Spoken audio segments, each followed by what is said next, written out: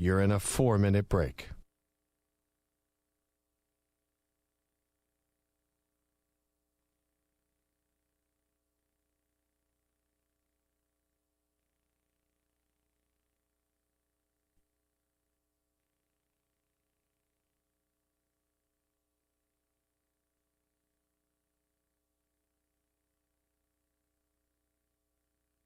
Three minutes, 30 seconds remaining.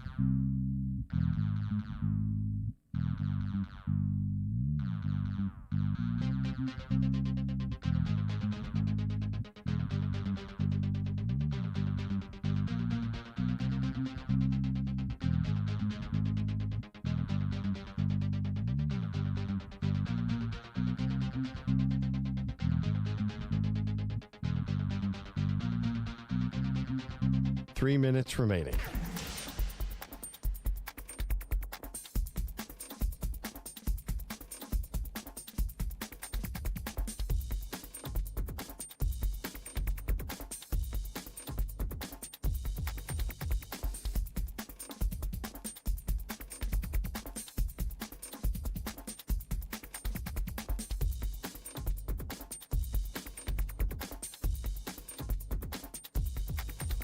Two minutes, 30 seconds remaining.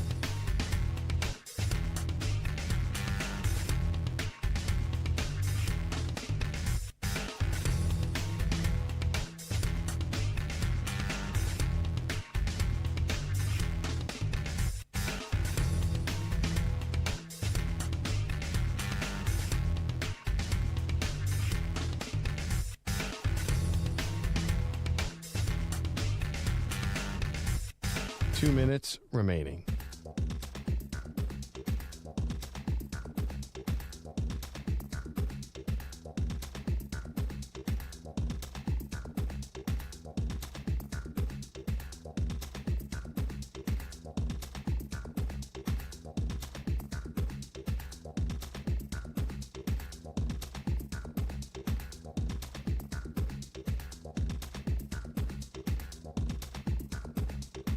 One minute, 30 seconds remaining.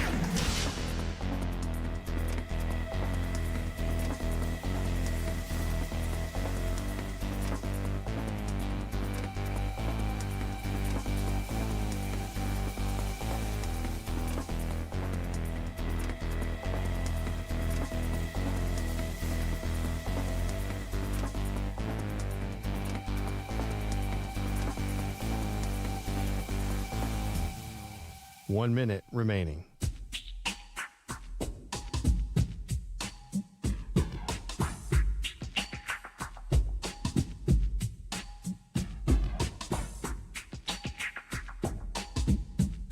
Forty-five seconds remaining.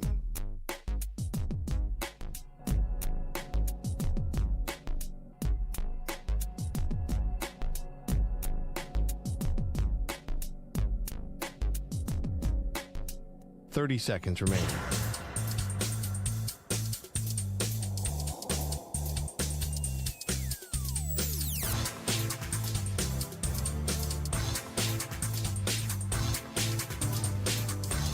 Fifteen seconds.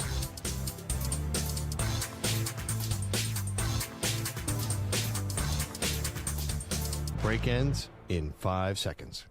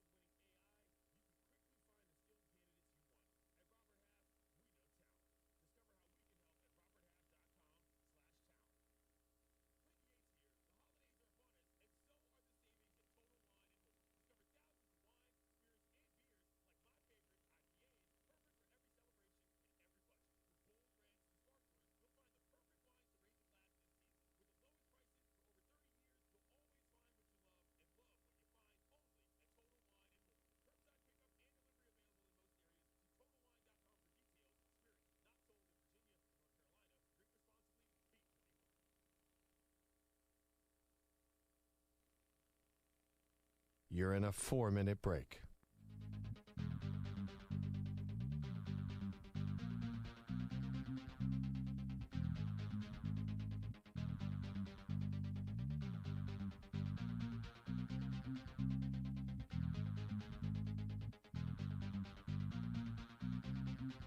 Three minutes remaining.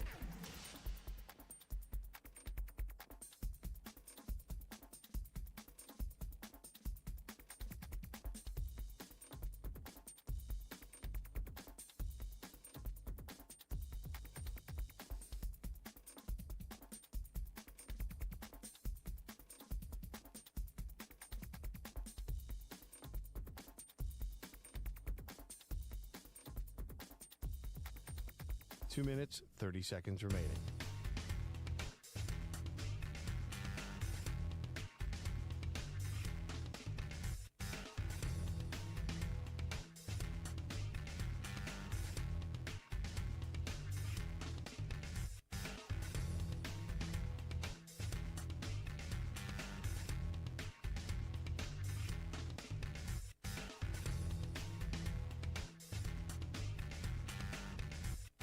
Two minutes remaining.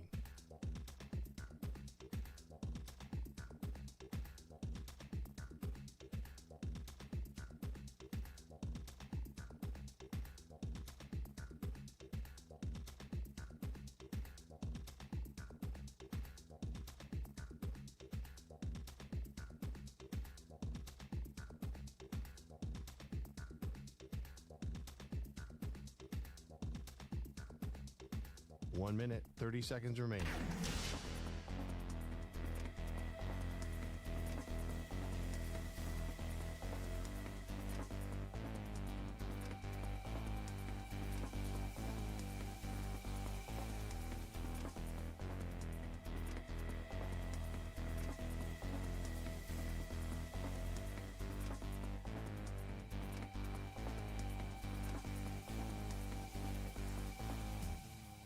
One minute remaining.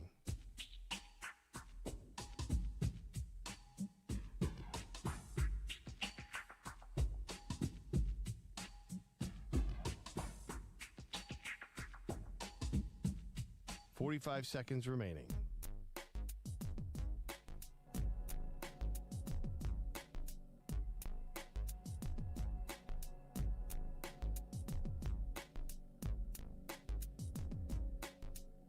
Seconds remaining.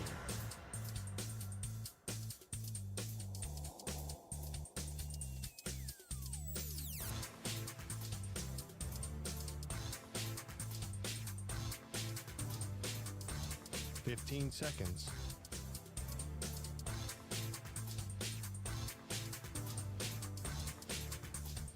Break ends in 5 seconds.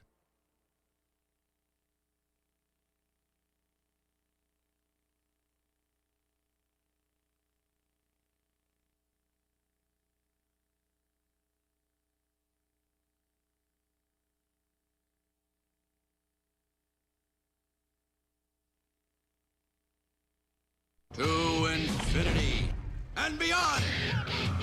He's live. He's nationwide. This is the Zach Gelb Show.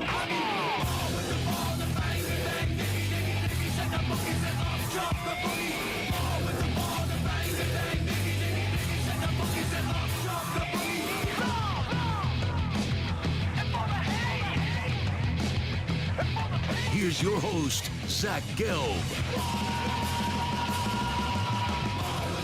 Live from the Play Show, yet not overly ostentatious studios of the Infinity Sports Network here in beautiful New York City, sitting on top of the 10th floor of 345 Hudson Street. Welcome on in to what is a Thursday edition of the Zach Gelb Show across all great local Infinity Sports Network affiliates, Sirius XM, Channel 375, the free Odyssey app, the iHeartRadio app, and also streaming live on YouTube. 888-710-4ISN is the number to jump on in. That's 888-710-4476. You could always get at me on Instagram, where I'm straight flexing, or via the good old cesspool of Twitter, X, at Zach Gelb. That's ZACHGELB. Or you could give me a follow on TikTok at The Zach Gelb Show. Whole lot to do today. Isaiah Nwokobia of the SMU football team is a safety for them, has had a remarkable career there. SMU had a huge victory last weekend up against Carson Beck and the Miami Hurricanes. SMU, who made the college football playoff last year, made the ACC championship game before losing to Clemson, and then they were still in the playoff. He's got 2 teams from the ACC in a season ago. He is back this year, and even though it's been a slow start and it's not been the best season for SMU, they're still alive to go back to that conference championship game. They just can't afford to lose along the way the rest of the season in the remaining games that they do have. So Isaiah Nwokobia going to join us coming up 20 minutes from now. Also, at 5:20 p.m. Eastern time today, the great Hendrik Lundqvist will join us too. So Hank will stop by at 5:20 p.m. Eastern time. Looking forward to that one. All righty. Tonight, we do kick off another week of the NFL season. I look at the NFL season right now as we're about to kick off week 10, and there's a lot of uncertainty in the league. Usually this time of the year, as you inch closer and closer to Thanksgiving, I would like to be able to say I could definitively say who are the 3 teams in the AFC or the NFC that if I place the wager on all 3 in the AFC and all 3 in the NFC, that I could feel pretty good about their chances of getting to the Super Bowl. At least identify 3 in the AFC, 3 in the NFC. In the NFC, how you decide between the Eagles, Packers, Lions, Buccaneers, Seahawks, Rams, and I'll even say the 49ers, your guess is as good as mine. I don't know how to differentiate necessarily and feel good for the rest of the season when we do Take 5 Wednesday each and every Wednesday in football season, and the top 5 teams in the NFL have been changing every single week, where you have some teams that you start to believe in and then they lose. But you look at the AFC, like at least for the NFC, I could give you a multitude of teams. I look at the NFC and I could give you a healthy amount of number of teams, like 6 or 7 teams that got a chance to go to the Super Bowl. In the AFC, I don't know who you feel great about to go to the Super Bowl. Kansas City is Kansas City, but if the postseason started today, Kansas City would be out. New England is off to a remarkable start. They're 7-2. But let's see what New England does this week, and I say this as a Patriot fan, up against the Tampa Bay Buccaneers. The Bills are 6-2. They're a strong team still in the Buffalo Bills, but a few weeks ago I was in Atlanta where Josh Allen had an off game, and they had no chance up against the Atlanta Falcons, who haven't won a game since then, have lost 3 in a row. Are you really going to sit there and tell me that you believe in the Pittsburgh Steelers when they haven't won a playoff game since the 2016 season? And in big spots, I know it was different last week up against the Colts, but usually in big spots, the Steelers' defense is nowhere to be found anymore. Can I really get behind the Ravens train when the Ravens are sitting there at 3-5? The Colts are a team, yes, they're 7-2, but the Colts last week, their demise or potential demise and a reason why they could fall off flashed right in front of your eyes when Daniel Jones, who was Indiana Jones all throughout the season, right, was protecting the football, playing at an elite level, and this is going to happen week to week, right? This is going to happen at least one point in a season where your quarterback just plummets and he just tanks and he just has a horrible game and he falls flat on his face. All right, like if Josh Allen falls flat on his face in a game, there's not a concern. If Patrick Mahomes falls flat on his face in a game, there's not a concern. If Matthew Stafford falls flat on his face in a game, there's not a concern. With the history of Daniel Jones, and when Daniel Jones in a game has 5 turnovers, even though he's been ridiculous this year, even though it's been miraculous, what does everybody say? Is this the beginning of the end of the 8-9 weeks that we saw of the brilliance of Daniel Jones? Right? That's just a conversation. Like the Jaguars could sit there at 5-3. I know, Bill Parcells, you say you are what your record says you are. Does anyone think that this Jacksonville team, that they're all that good? Like, sure, they just got Jacoby Myers at the deadline. Nice move by them. Brian Thomas Jr., you don't know what you're going to get anymore week in and week out. Travis Hunter, he's on IR, but he'll return at some point this season. And then you look at the AFC West, right? The Broncos have won 6 in a row, but it wasn't a clean product last week up against the Houston Texans. Their defense is really damn good. Offensively, I don't love what I'm seeing out of the Denver Broncos. And then the Los Angeles Chargers, I know they just traded for Penning, but you look at their offensive line, and you see the Chargers' offensive line, Joe Alt is done, and Rashawn Slater is done. So I look across the AFC. I still think, right, if we had the average Joe sitting next to me, that if I said who gets to the Super Bowl out of the AFC, you have two choices. I still gather that most people, even though the Bills right now would not win the AFC East, and even though right now, if the playoffs were to start today, Kansas City would be out, I still think most people would rest on the Chiefs or the Bills to get to the Super Bowl. And people would say, New England, it's a good story right now. That will have an expiration date at some point in the postseason. The Steelers haven't won a playoff game since the 2016 season. Daniel Jones, even if he gets through the wild card round, or even if they have a bye and they win their first game, that will have a limitation of just getting to an AFC championship game.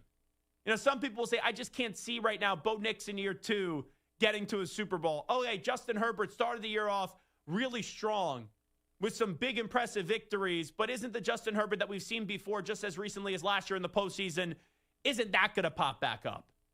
Right? Even though there's not a great reason to feel confident right now in the Buffalo Bills nor the Kansas City Chiefs. Right? Like, why do you feel so great about the Bills with what you've seen? Why do you feel so great about Kansas City with what you've seen?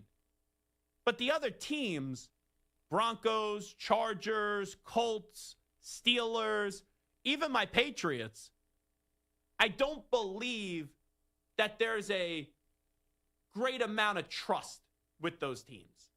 Like, could one of those teams get to the Super Bowl? Yeah. But am I going to sit there, and if I'm going to put my money where my mouth is, you going to trust Kansas City or Buffalo to get there, or are you going to trust the others? So let's do this. With the Raiders and Broncos going up against one another to kick off Week 10 on Thursday Night Football on Amazon Prime. And real quickly, let me just touch on the Raiders before we get to the main question here. I'm sorry to do this to you, Stu. Do you have any excitement for this game tonight? I know you're a resident Raiders fan. No, and in fact, after last week, this is in the mode of let's lose every game and get a higher pick. I'm already at that point. Well, you should be. Yeah.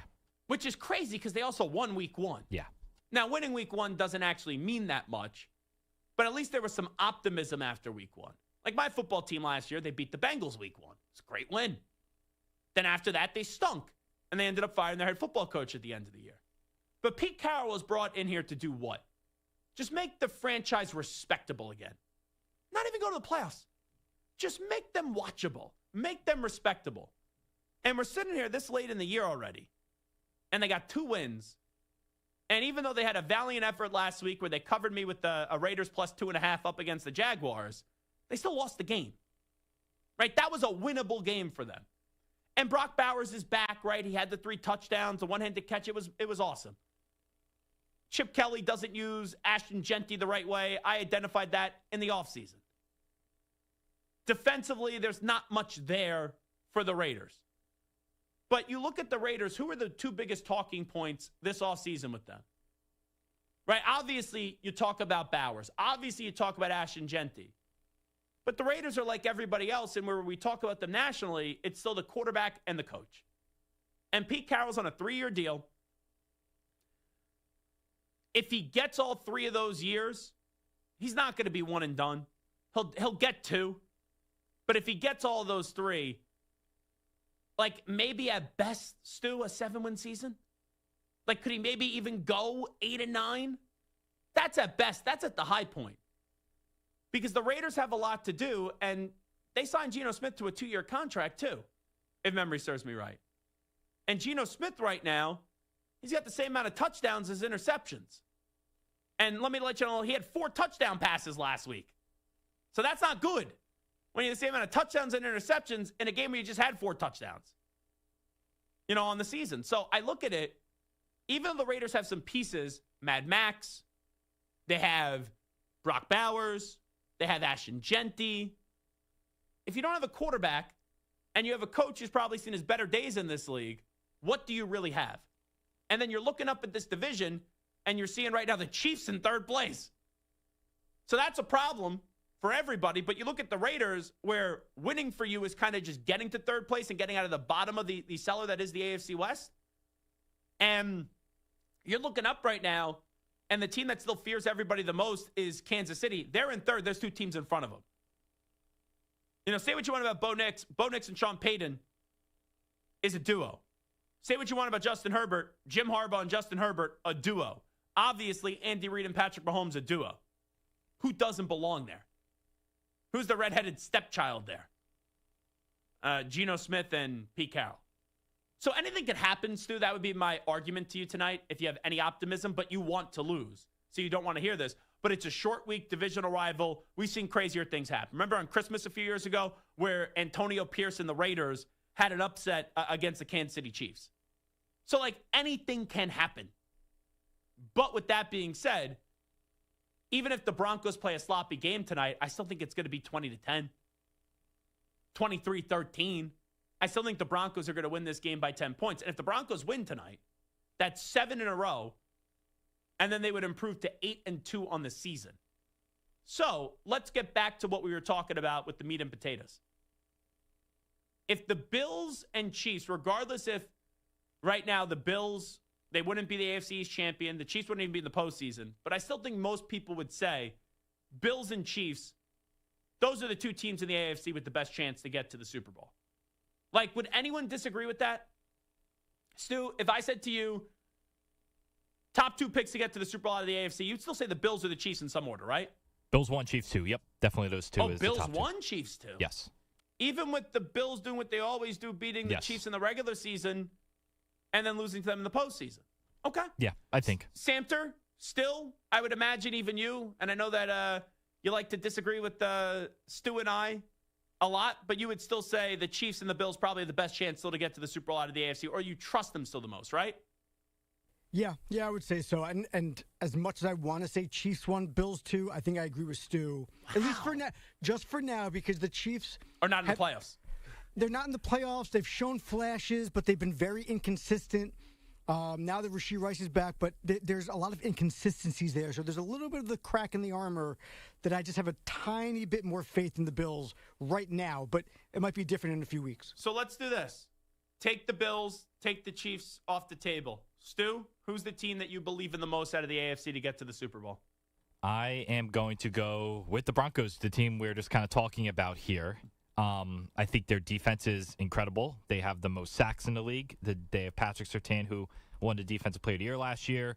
They've been unbelievable on defense. And the offense, I think, is good enough where they've allowed the least amount of sacks. I think Bo Nix is fine, not like a top 5 quarterback or anything like that, but I think it could be one of those runs where it is led by the defense and Bo Nix does just enough to get them over the top. And maybe they do get the bye. So then, you don't have to win 3 games to get there. Maybe you only have to win 2 games to get there. But the Broncos could play a style where if you just get to 21 points, your defense should be able to keep the team at 20 points or under with how good that defense can be and has been. Samter, if you take the Bills and the Chiefs off the table and now the Broncos off the table, who would be your team that you would trust the most to get to the Super Bowl in the AFC? The Jets. Huh. I didn't say the number 1 pick. Oh, sorry. I misread the question. I apologize. No, I'm going with the Steelers. I'm not a big fan of Aaron Rodgers, not just personality-wise, but, I've never understood how a guy that talented and that skilled has only been to 1 Super Bowl, right? Especially with the teams that he's had around him. And how early he got there, too. Yeah. So, to me, it feels like there's just always something missing with Aaron Rodgers. However, it just feels like with DK Metcalf there, the running game is getting off the ground a little bit. The O-line isn't as big of a problem as it has been in the past. Rodgers looks good enough. And the defense, yes, it's super inconsistent, but when they're on, that team might be the best team in the AFC when the defense is on. But the defense hasn't been on consistently enough for me to really trust them. But I could absolutely see them making a run. Mine's going to be the Colts. And I understand Daniel Jones just had a horrible game, but it was 1 game. And I love that run game of Jonathan Taylor. I really do. The defense has been a work in progress, but it's moving in the right direction. They just traded for Sauce Gardner. But when you look at the weapons there, Tyler Warren, Jonathan Taylor, and then Daniel Jones, if it's not the Chiefs and if it's not the Bills, then I think the Colts could get to the Super Bowl. All righty, let's take a break. We'll come on back. SMU had a huge victory up against Miami over the weekend. Fun game in overtime where they got a pick of Carson Beck late. Isaiah Nwokobia has been with SMU for a long time, has a heck of a story. He's going to join us when we come on back on the Zach Gelb Show after these short messages. You're in a 5-minute break.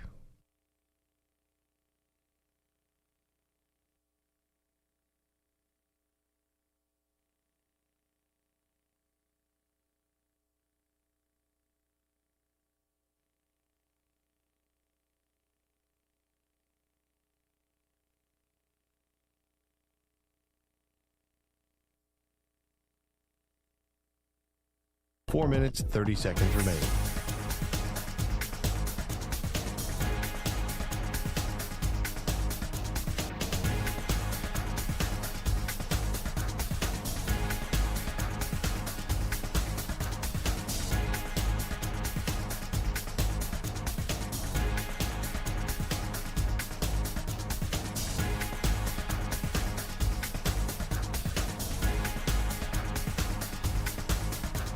Four minutes remaining.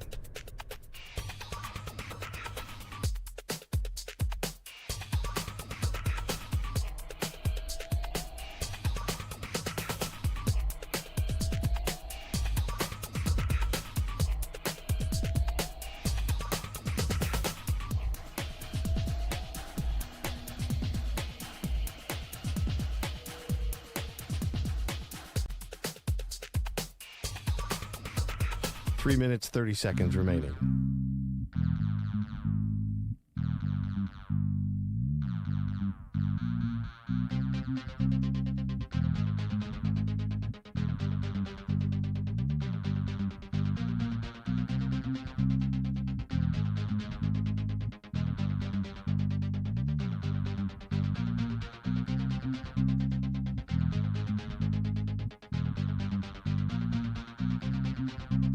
Three minutes remaining.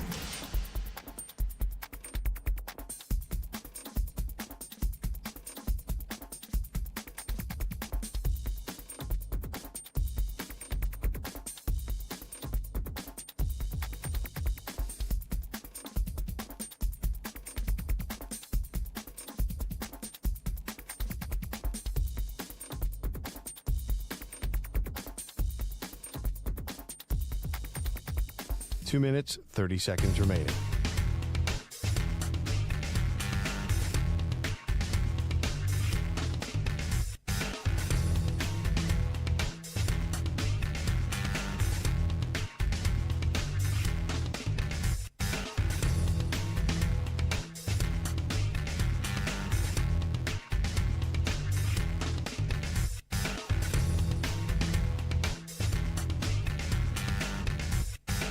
Two minutes remaining.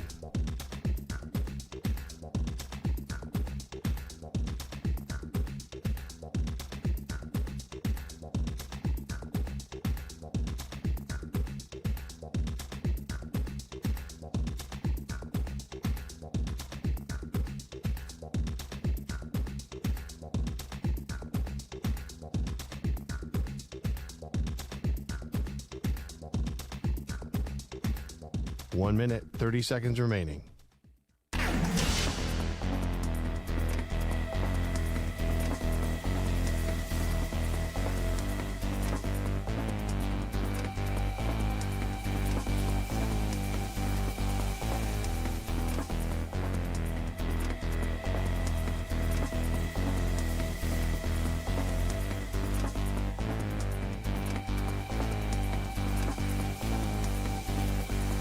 One minute remaining.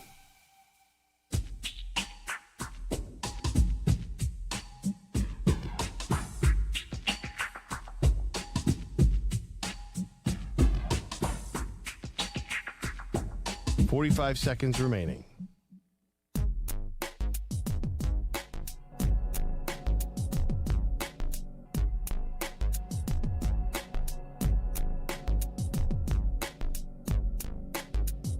.30 seconds remaining.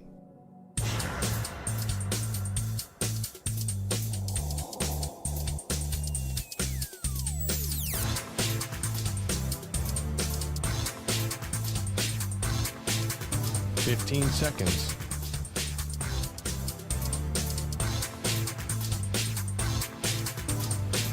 Break ends in 5 seconds.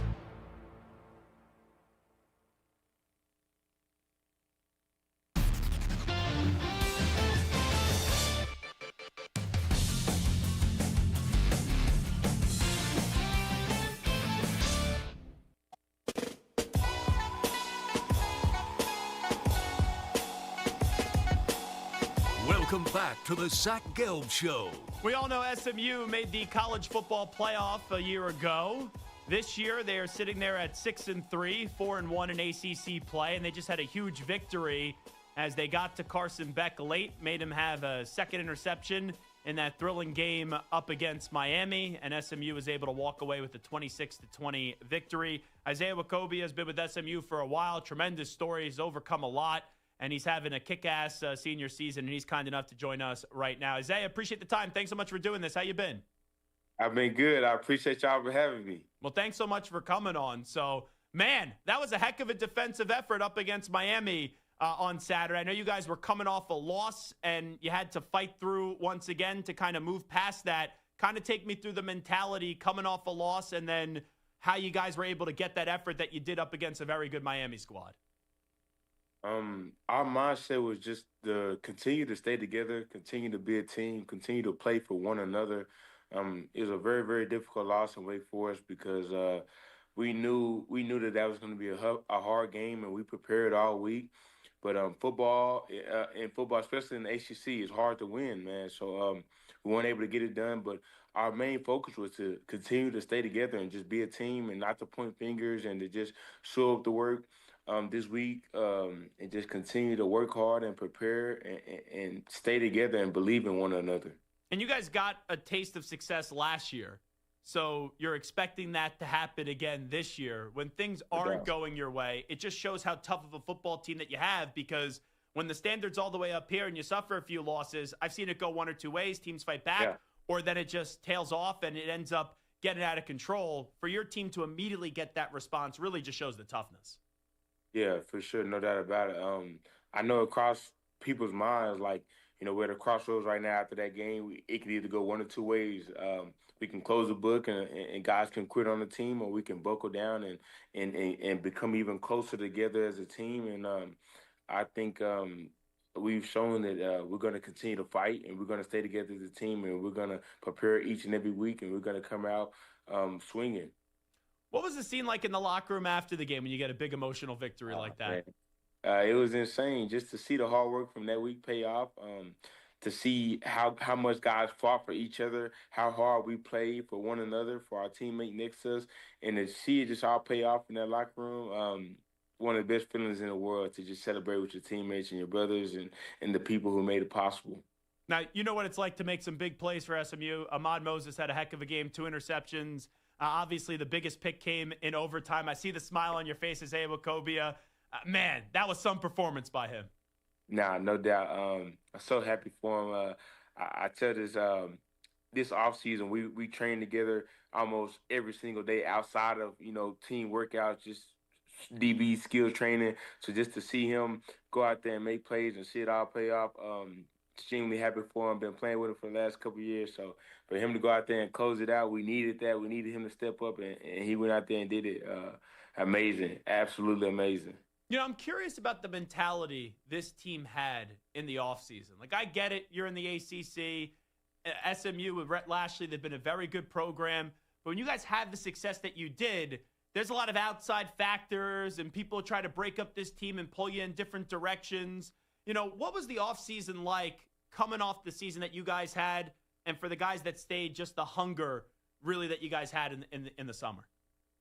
Hungry. I think the big thing about this group is that we weren't satisfied. Like, we knew we had a lot of new pieces coming in, and it was going to be hard to not only do what we did last year, but to do what we did last year and to take it a step further. We knew it would be extremely hard, and we're still, fighting that battle right now. All we can focus on is Boston College, but we know the goal is to last year was great, but we want to continue to build this thing and get better each and every year. So I think just never becoming complacent. Always wanting to improve, always wanting to get better is what drove us. And then for you, It's been some journey. I know you had to overcome injuries. Rhett Lashley, right, comes on in, and he's been a rock star with the university. Just for you to see where you've grown the last few seasons, kind of take me through that journey and describe really what you've been through. Man, 2022 was a hard year for me, battling some injuries, going through some stuff, coaching changes, a lot of difficult things, and just coming back 2023 to winning the AAC championship, 2024 to going to the ACC championship and making the college football playoffs. It's definitely been a journey, and it's a testament to God, because just understanding that everything you go through is for a reason, and continue to just work hard, keep your head down, work hard, work hard, work hard, and that's just been who I am. I think I've just been someone who's just been resilient. I've never been the biggest or the strongest or the fastest or any of that, but I know that I was always able to outwork people, and I knew that believing in myself, working hard, trusting God, everything would take care of itself. And there were many instances for you to leave. Why did you always say to yourself, okay, I'm going to go through this, I'm going to go through these times and find a way to make it work at SMU? Yeah, because a hard time, it hasn't been nothing new to me. I grew up single mom, watching my mom work 2 or 3 jobs, literally to provide for me and my siblings and her granddaughter. So just watching her struggle, going through everything we went through, like I'm used to having to work and grind, and just watching my mom have to struggle to make ends meet to get to where she wants to go. And so I've never ran from a challenge or any obstacles or any hard work. I know that if I just work hard and trust God, it's going to work out how it's supposed to. Isaiah Nwokobia here with us, and clearly your teammates the last 2 years have recognized the sacrifices, have recognized the dedication and the hard work and everything you're about. The number 23 is a huge deal at SMU, handed out to honor Jerry Levias. To be able to wear that number the last 2 years, just how do you kind of put that into words? It's been amazing. Just to know my teammates trusting me, and they believe in me enough to represent them, to represent this school, to represent Mr. Levias. It's meant a lot. I wanted it the last 2 or 3 years, but I know I had to earn it. It wouldn't just be given to me just because I had the previous year. Each and every year, you got to show those traits: the high character, the work ethic, the being able to be a good teammate, being able to show up and be the same person each and every day for your teammate, being consistent. Just doing those things, and it just meant a lot for my teammates to continue to trust me with that. You know, when it comes to your head football coach and Rhett Lashley, I know you're coming to the end of your road at SMU, but this is your school, right? So if I ask like a freshman, what does it mean to have Rhett Lashley stay and sign that extension? There could be some more energy because you could be thinking about different things, but I know how much you love Coach, and I know that this is your school. What did that mean to you with all the distractions and all the speculation? Is Coach going to stay? Is he going to go, to find out that he got that extension? It means a lot. It means a tremendous amount, just because I know how much it means to this school for him staying. I think for our future, I'm glad that we have a chance to do some great things this year, but I want SMU to continue to be great for the next, 10, 20, 30, 40, 50 years. You know what I'm saying? I know it's important for him to be here for that to happen because he's doing an amazing job. I think he's one of the best one of the best coaches in college football, without a doubt. I think, like he said, SMU is a destination job, and he's proven that. And I'm happy to see that people are starting to see SMU that way. And I can't wait for it to continue to grow long after I'm gone, and I can get back one day and bring my kids to the games and all that stuff. So I love this program, and I want to see it thrive. And I know him being here is gonna help that continue to happen. And you know what it's like to be there without, Coach Rhett Lashley. Sonny Dykes is a heck of a coach at TCU a few years ago in the national championship. But seeing the impact that Rhett Lashley has made on this program, what stands out to you the most with what he's been able to do in his last few years at SMU and really build this thing back up? I think it's the culture, man. With college football today, teams change. It's a completely new team each and every year. So it's very hard to really build a culture and build a foundation. But he's done that. I think he takes pride in the guys he brings in. He's not just looking for the best athlete. He's looking for guys who fit the mold of what our culture is, hardworking guys that are team guys that care about football and they truly love football, not just money and not just, whatever, everything else that's coming, but really love football. And I think that's what makes coach stand out. You know, his ability to create a foundation, to create a culture, and to stick with that, and to just embody the brotherhood. Because I think that's been our secret these last couple of years, is just how close these teams become. The emphasis that he puts on in the off season of having us do fun things together outside of football, like going paintballing or going to watch a movie together, whatever the case is. And it translates because throughout the season, you know, guys are at each other's houses playing video games, just chilling, just going to brunch or lunch together, and just being around each other. And I think that team aspect is what helps us be a really, really good football team every year. What's practice like, you being the leader on defense, Kevin Jennings being the leader on offense, going up against Kevin? It's fun. It's fun. He's a challenge. Each and every year, I've just been able to watch him grow and watch him get better. It's been really cool to see. Just knowing him from when we were younger to seeing where he is now, it's fun just to be able to compete, draw at him a little bit, talk a little smack to him, and watch how he responds. It's been amazing just to because he helps us, man. Because anytime we're going against him, we know that's the best quarterback we're going to see. So can't get no harder than that. You know, when I say the name Jordan Hudson, a lot of people think of Bill Belichick's girlfriend, but you guys got a pretty special Jordan Hudson as well. 11 receptions, 136 yards. Tell me about the SMU Jordan Hudson. Yeah, that's my boy, man. That's been my dog since we was, I don't know, 15 years old, something like that. Just knowing him and seeing him grow and seeing how much his ability, his maturity, and how he's just been able to become a leader on this team, both vocal and by his actions, it's meant a lot. It's meant the world to me to be able to watch him just ball and go off and have these games that he's having. Just super happy for him. And we needed it. I told him that, man. We need you to be a leader. We need you to step up, and he's done that, man. So it's amazing to see. Isaiah Nwokobia on the way out on the Zach Gelb Show. Before we let you run, for anyone that doubted this team, right, that jumped off the bandwagon, even maybe players in your locker room that had a little doubt creep in, what's the message to the last few games of the season? Because you guys still have a chance to get back to the ACC championship game, and if you do that, then you'll be alive for the college football playoff. Yeah. I think more importantly, there's no message to them, but the message is to my team, is that it doesn't matter what anybody else thinks, what the outside world says or what they believe. As long as we stay together and we believe in each other, we can take this thing as far as we want to go. I'll tell you, I can't wait to see you playing in the NFL on Sundays, man. You're going to make some plays. I know you're going to ace all the interviews at the Combine, but let's say if I am an NFL general manager, which obviously I'm not, but let's just play the role here. And I said, why should I draft Isaiah Nwokobia? Why should I rock and roll with you and believe that you're going to help my franchise? What would you say? Isaiah Nwokobia loves football. That guy loves football. He loves to play. I love the game. I love the off season, the workouts. I love everything about football, and I'm going to give this game everything I got. What do you do outside of football? What do you do for fun? I feel like you're a fun guy. Man, I bowl a little bit. Watch some shows, watch some movies, play some 2K. I'm not going to lie, I probably play a little bit too much 2K. Were you a basketball player at all? I played basketball, yeah. Basketball is one of my favorite sports, basketball and football, yeah. Give me the scouting report on Isaiah Nwokobia as a basketball player. For me, right, I'm in the paint. I'm throwing elbows. I'm throwing hard screens, just trying to grab rebounds. That's my scouting report. Make a few layups. For you, what's your scouting report? Think a guy who can handle the rock, get his teammates involved, shoot the three ball decently well, can attack the rim for sure. Gonna play hard, you know what I'm saying? But a playmaker for sure. That's the word I put on it. I was a playmaker. I feel like you're not passing up the rock. I think you get the rock. It doesn't matter where you are on the court. You're just firing up and shooting. I ain't gonna lie. I was shooting that thing for sure. Well, Zay, hey, really do appreciate the time. Good luck the rest of the way. Good health, and let's go finish strong this season. We appreciate it. Yes, sir. Thank you so much for having me. You got it. There he is, Isaiah Nwokobia. What a conversation with him. You know, they told us in the offseason we were interviewing Kevin Jennings. You know, great conversation with Kevin, but you got to get Zay on the show.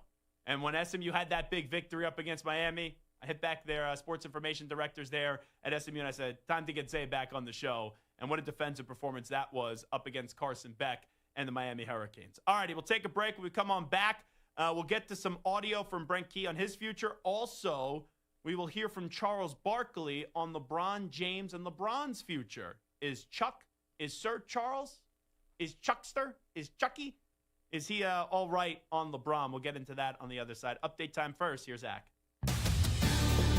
Infinity Sports Network Sports Flash. And it's brought to you by Old Trapper. Listen up, not all beef jerky is the same. Old Trapper is better for you and higher in essential protein than chips, sugar-filled energy bars, or candy. So ask for Old Trapper by name because no other jerky compares. Old Trapper, what's your beef? Absolutely tragic news out of Dallas this morning. 24-year-old Marshawn Nealon died of a self-inflicted gunshot wound following a chase with police. The second-year Cowboys defensive end scored their first touchdown on Monday night, recovering a blocked punt in the end zone, and 3 days later, he is tragically gone.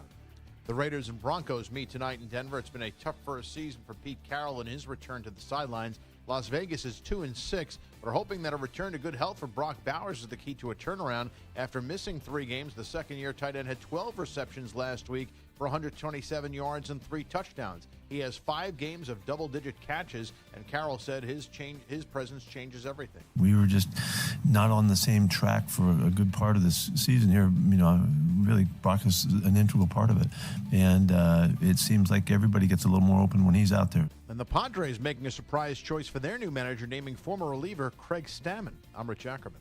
The Infinity Sports Network is on your smart speaker. All you have to say is play Infinity Sports Network.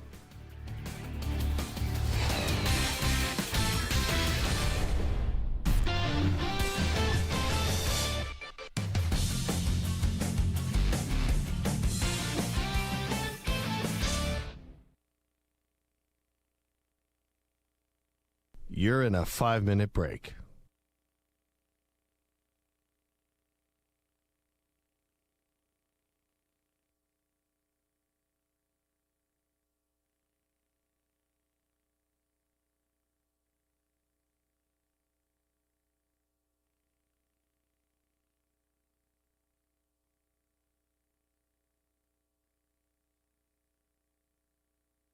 Four minutes, 30 seconds remaining.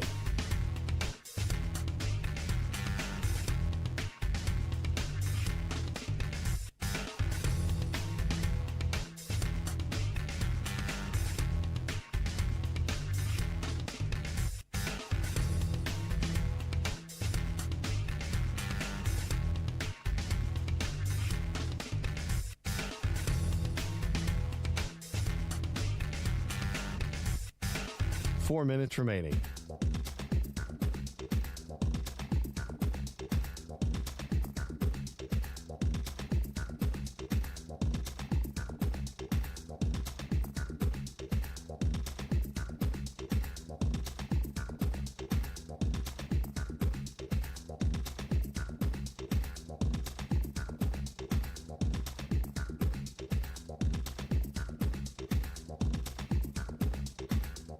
Three minutes, 30 seconds remaining.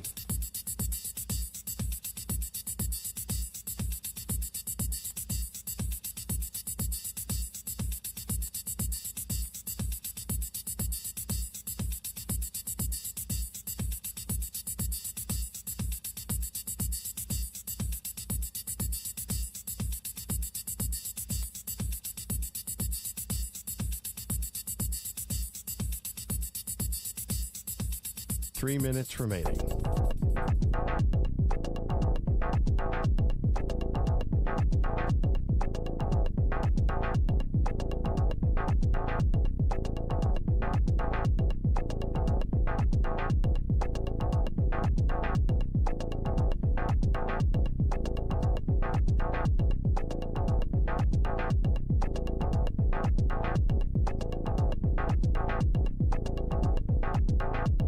Two minutes, 30 seconds remaining.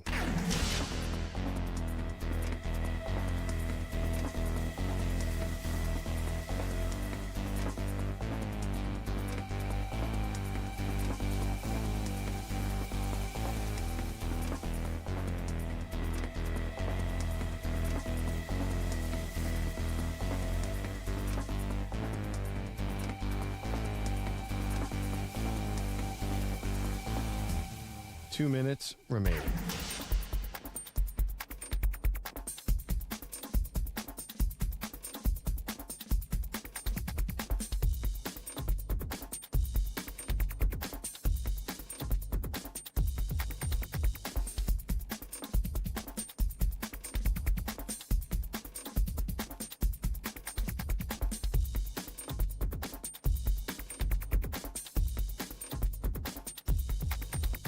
1 minute, 30 seconds remaining.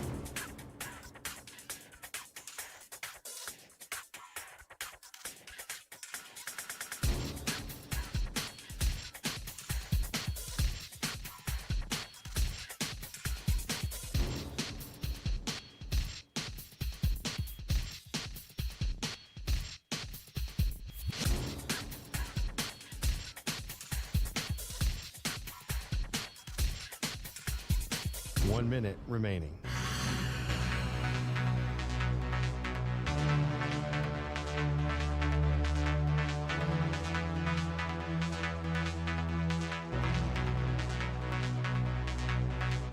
Forty-five seconds remaining.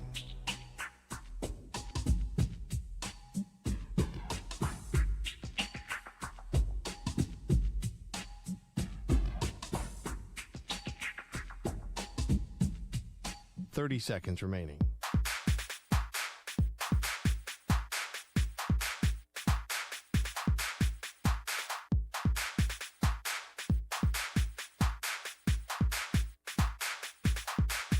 Fifteen seconds.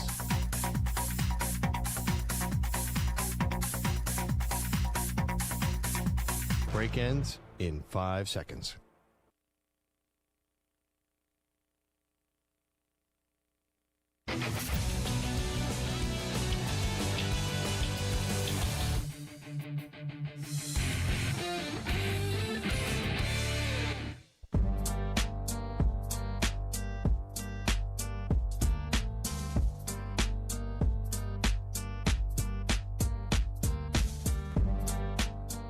You're listening to the Zach Gelb Show on the Infinity Sports Network. There's an Ohio State fan that ever since this Urban Meyer stuff, he's like tweeted me like 400 times in the last 3 days. I almost want to tell him like to stop with the Ohio State slurping that he does, but I'll be polite. So he just tweeted at me, "You address Urban Meyer laughing at you?" And I said, "You've been tweeting me enough. At least keep up." And I sent him the response that we had yesterday. Tell you, a lot of stuff going down the last 24, 48 hours after that Urban Meyer stuff. A lot of stuff. And more people keep on reaching out to me. And they keep on saying to me, "Zach, you're right. Zach, you're right. Zach, you're right." It's fine by me. You know, obviously I get it. The Ohio State fan, they should be Urban Meyer sycophants, right? Great coach, unbelievable coach, whatever Urban Meyer says, right? They're going to absolutely believe. Because Urban Meyer's got the greatest track record in the world, right? Yeah, he always tells the truth. Always tells the truth. And that's been my thing from the start. People have, like, changed what I've said in my report. My report's been very simple. Urban Meyer was interested in the job. He wanted the job.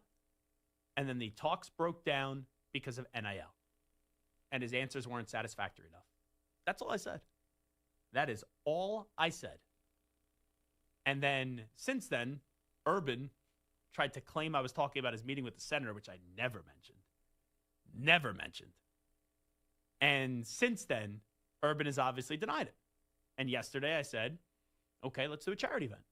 Let's hook you up to a lie detector test. We'll raise a bunch of money. And I'll just ask you if you were interested in the Penn State job or not, right?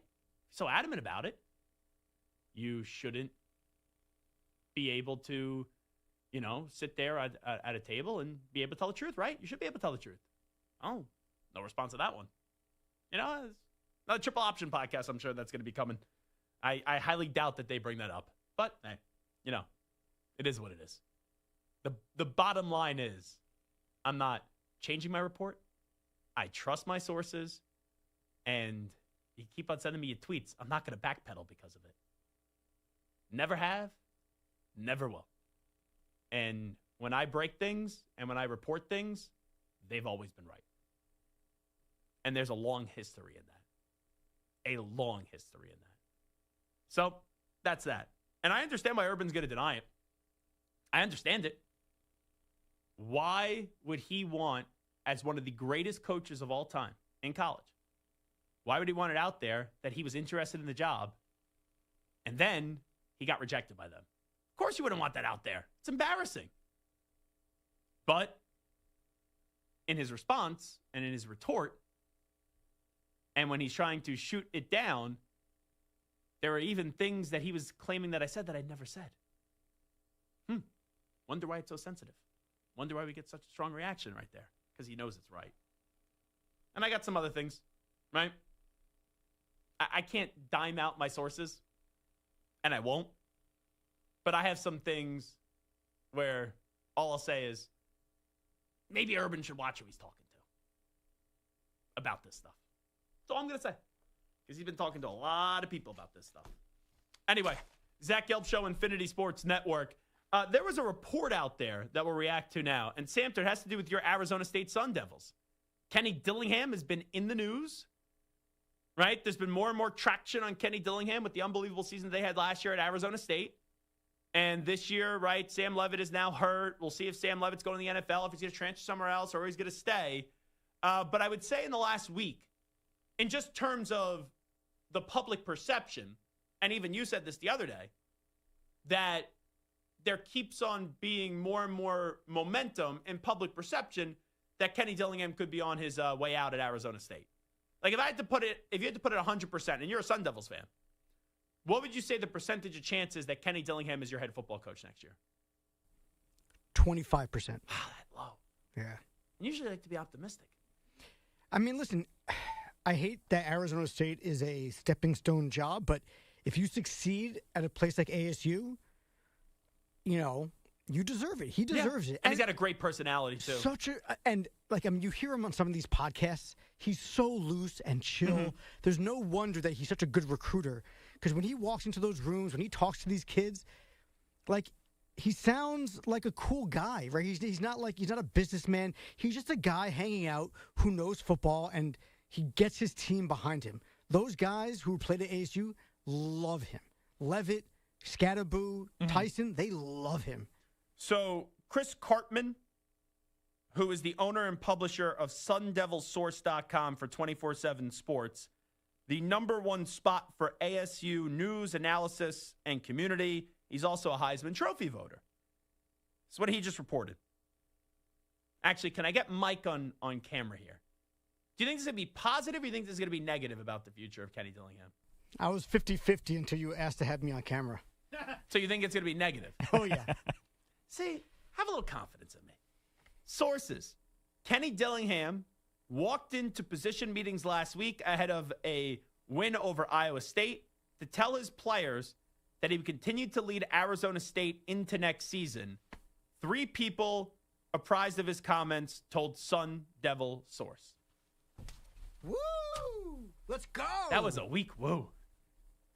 But do you believe it? I'm not saying the actual report. Would it be crazy for a coach to say, I'm not leaving. I'm not effing leaving?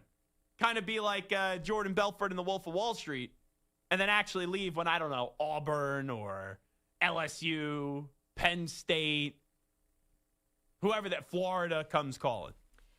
I kind of said it yesterday, right? When a coach hems and haws or whatever, but when he comes straight out, especially to his team, and you say this all the time, you want a guy who's a player's coach who's not a doormat, that's Kenny Dillingham, right? Guys love him, but they respect him. And I don't think he's the kind of guy who's going to blow smoke up these guys' asses. I think he's the kind of guy who's going to tell his players the truth, good or bad, right? I feel like if he was looking to leave, he would be telling these guys, hey, guys, you know, I know you're hearing rumors. Just block it out. Let's get through the end of the season, and we'll see what happens after. The fact that he's going in there and saying, guys, I'm not going anywhere, that makes me coming from him, that gives me confidence. Quote, he just walked in and said he wasn't going anywhere next year and that it's going to be business as usual. The parent of one Arizona State University defensive player said of the message relayed to them, quote, then he left. He also did that with other positions on the team because those players heard the same thing and they talked about it afterwards. Close quotes. You better stay now this year. Because if you're telling your players, hey, I'm not leaving, and then you leave, the way that I would view Kenny Dillingham would be different. I usually don't fault coaches for leaving. There are instances where I do, but 9 times out of 10, right, if you're telling me taking the Arizona State job, leaving there and going to Florida, or leaving there to go to LSU, leaving there to go to Auburn, right, I would get it. If you're saying you're leaving Arizona State to go to Arizona, yeah, I would not get that. But in terms of this, Because Arizona sucks. well, no, it has nothing to do with that. Let's go ASU. I'm not getting Freaking Wildcats. I'm involved in enough on social media. I do not need to be involved in an Arizona State-Arizona beef. Bear down, boys. But if that is true that he said that to his players, you better be back next year. Now, Brent Key has also been in consideration for a lot of these jobs, and that's been a name with the job that he's done at Georgia Tech that has been very hot. This was Brent Key talking to reporters on his name being thrown out there for coaching jobs. It's flattering, but not for me. It's for this program. Since I came back here, since I was named the head coach here, Kelly, outside of the time with my family, every waking second of my life is going towards building this program to get to the point that it is right now. So that in turn we can continue 3 years from now, 5 years from now, 10 years from now, continue to elevate this place. Right, to be in that conversation, not to be in there for 2 or 3 weeks, but to be a consistent team. Not when you lose one game, people say, oh, the storybook's over. Nah, it's just beginning. I could go on and on. I could say yes, no, all that crap. Slice me open and see what colors I bleed. Do we think Brent Key is staying? Will he be back next year at Georgia Tech? Yes or no, Stu? I say no. Oh, you don't buy that? You believe if we slice him open, it's like, surprise! I don't buy anything coaches Here's say. a Florida Gators jacket. Here's a Penn State visor. Ooh, blue and white. I wonder what color that is. Samter, do you believe Brent Key there? Honestly, when you start talking about the color of your blood. Yeah, right. You got to stay. Right? Like, Kenny Dillingham walking into, position meetings is one thing. Mm-hmm. Saying, I bleed, gold and blue. Yeah. Like, you can't walk out at that point. And this could be what maybe keeps him there longer than what you would expect when you're Georgia Tech or Arizona State. Dillingham and Key are both Georgia Tech and Arizona State guys. Like, that's where they went to school. All righty, real quickly, Charles Barkley was on Jim Rome. He wants LeBron James to retire. I hope he leaves sooner than later because I hate to see great players out there struggling. I really struggled my last year, probably my last 2 years. It was very frustrating and humiliating for me. Obviously, LeBron's a better player than me, but I don't want to see great players just hanging on. I would love to see him have a farewell tour, then just walk away, because he's one of the 3 greatest players I've ever seen after Michael and Kobe. But I don't want to see him just hanging on just for the heck of it. But Father Time's always going to win, Jim, always. We've seen a lot of injuries with LeBron the last few years. I don't want to see a really bad injury. And I'm with Charles. I would get out now. Like, I would make this my final season if I'm LeBron. LeBron, second greatest player of all time. Great memories. Obviously an all-time great career. I feel as if there's not going to be another championship. So this should be the last year of LeBron James if it was me, but I'm not LeBron. Hot take of the day.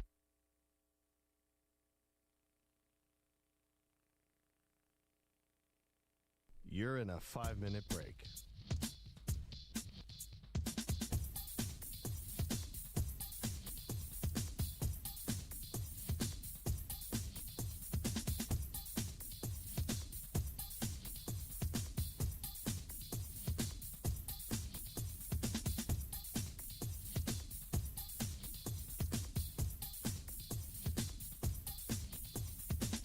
Four minutes, 30 seconds remaining.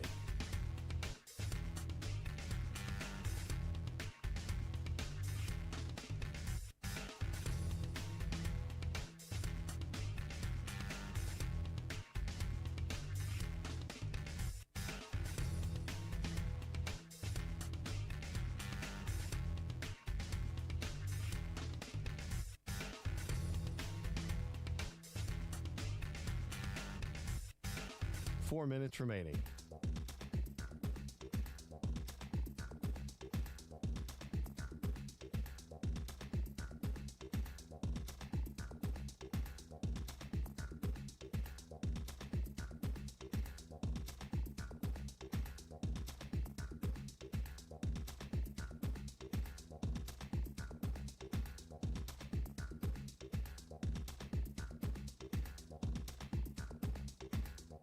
3 minutes, 30 seconds remaining.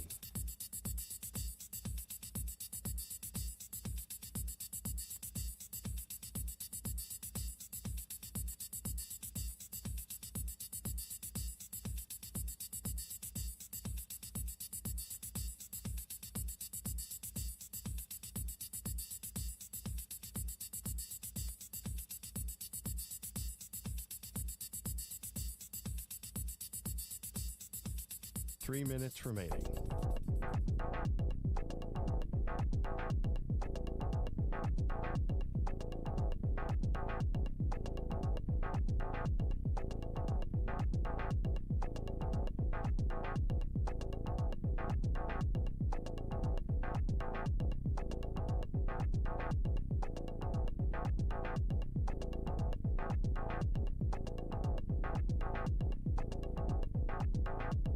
Two minutes, 30 seconds remaining.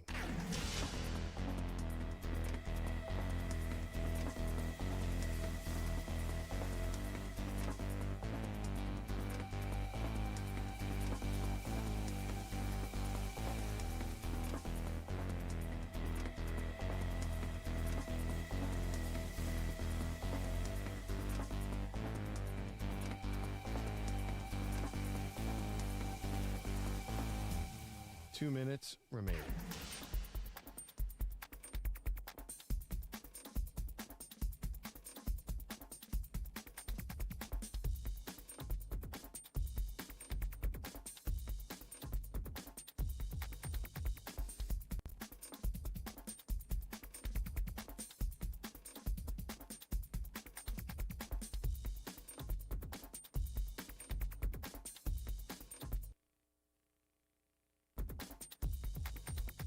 One minute, 30 seconds remaining.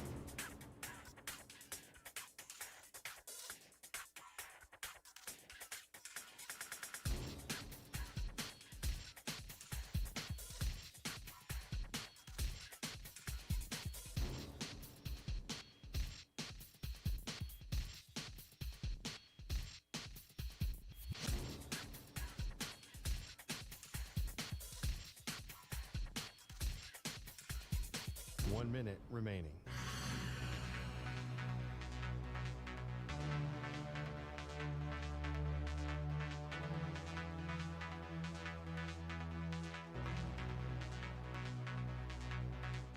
Forty-five seconds remaining.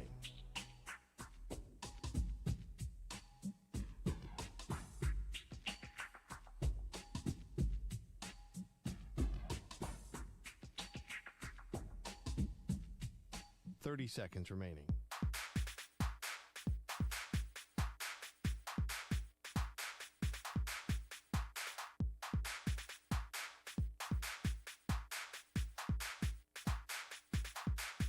Fifteen seconds.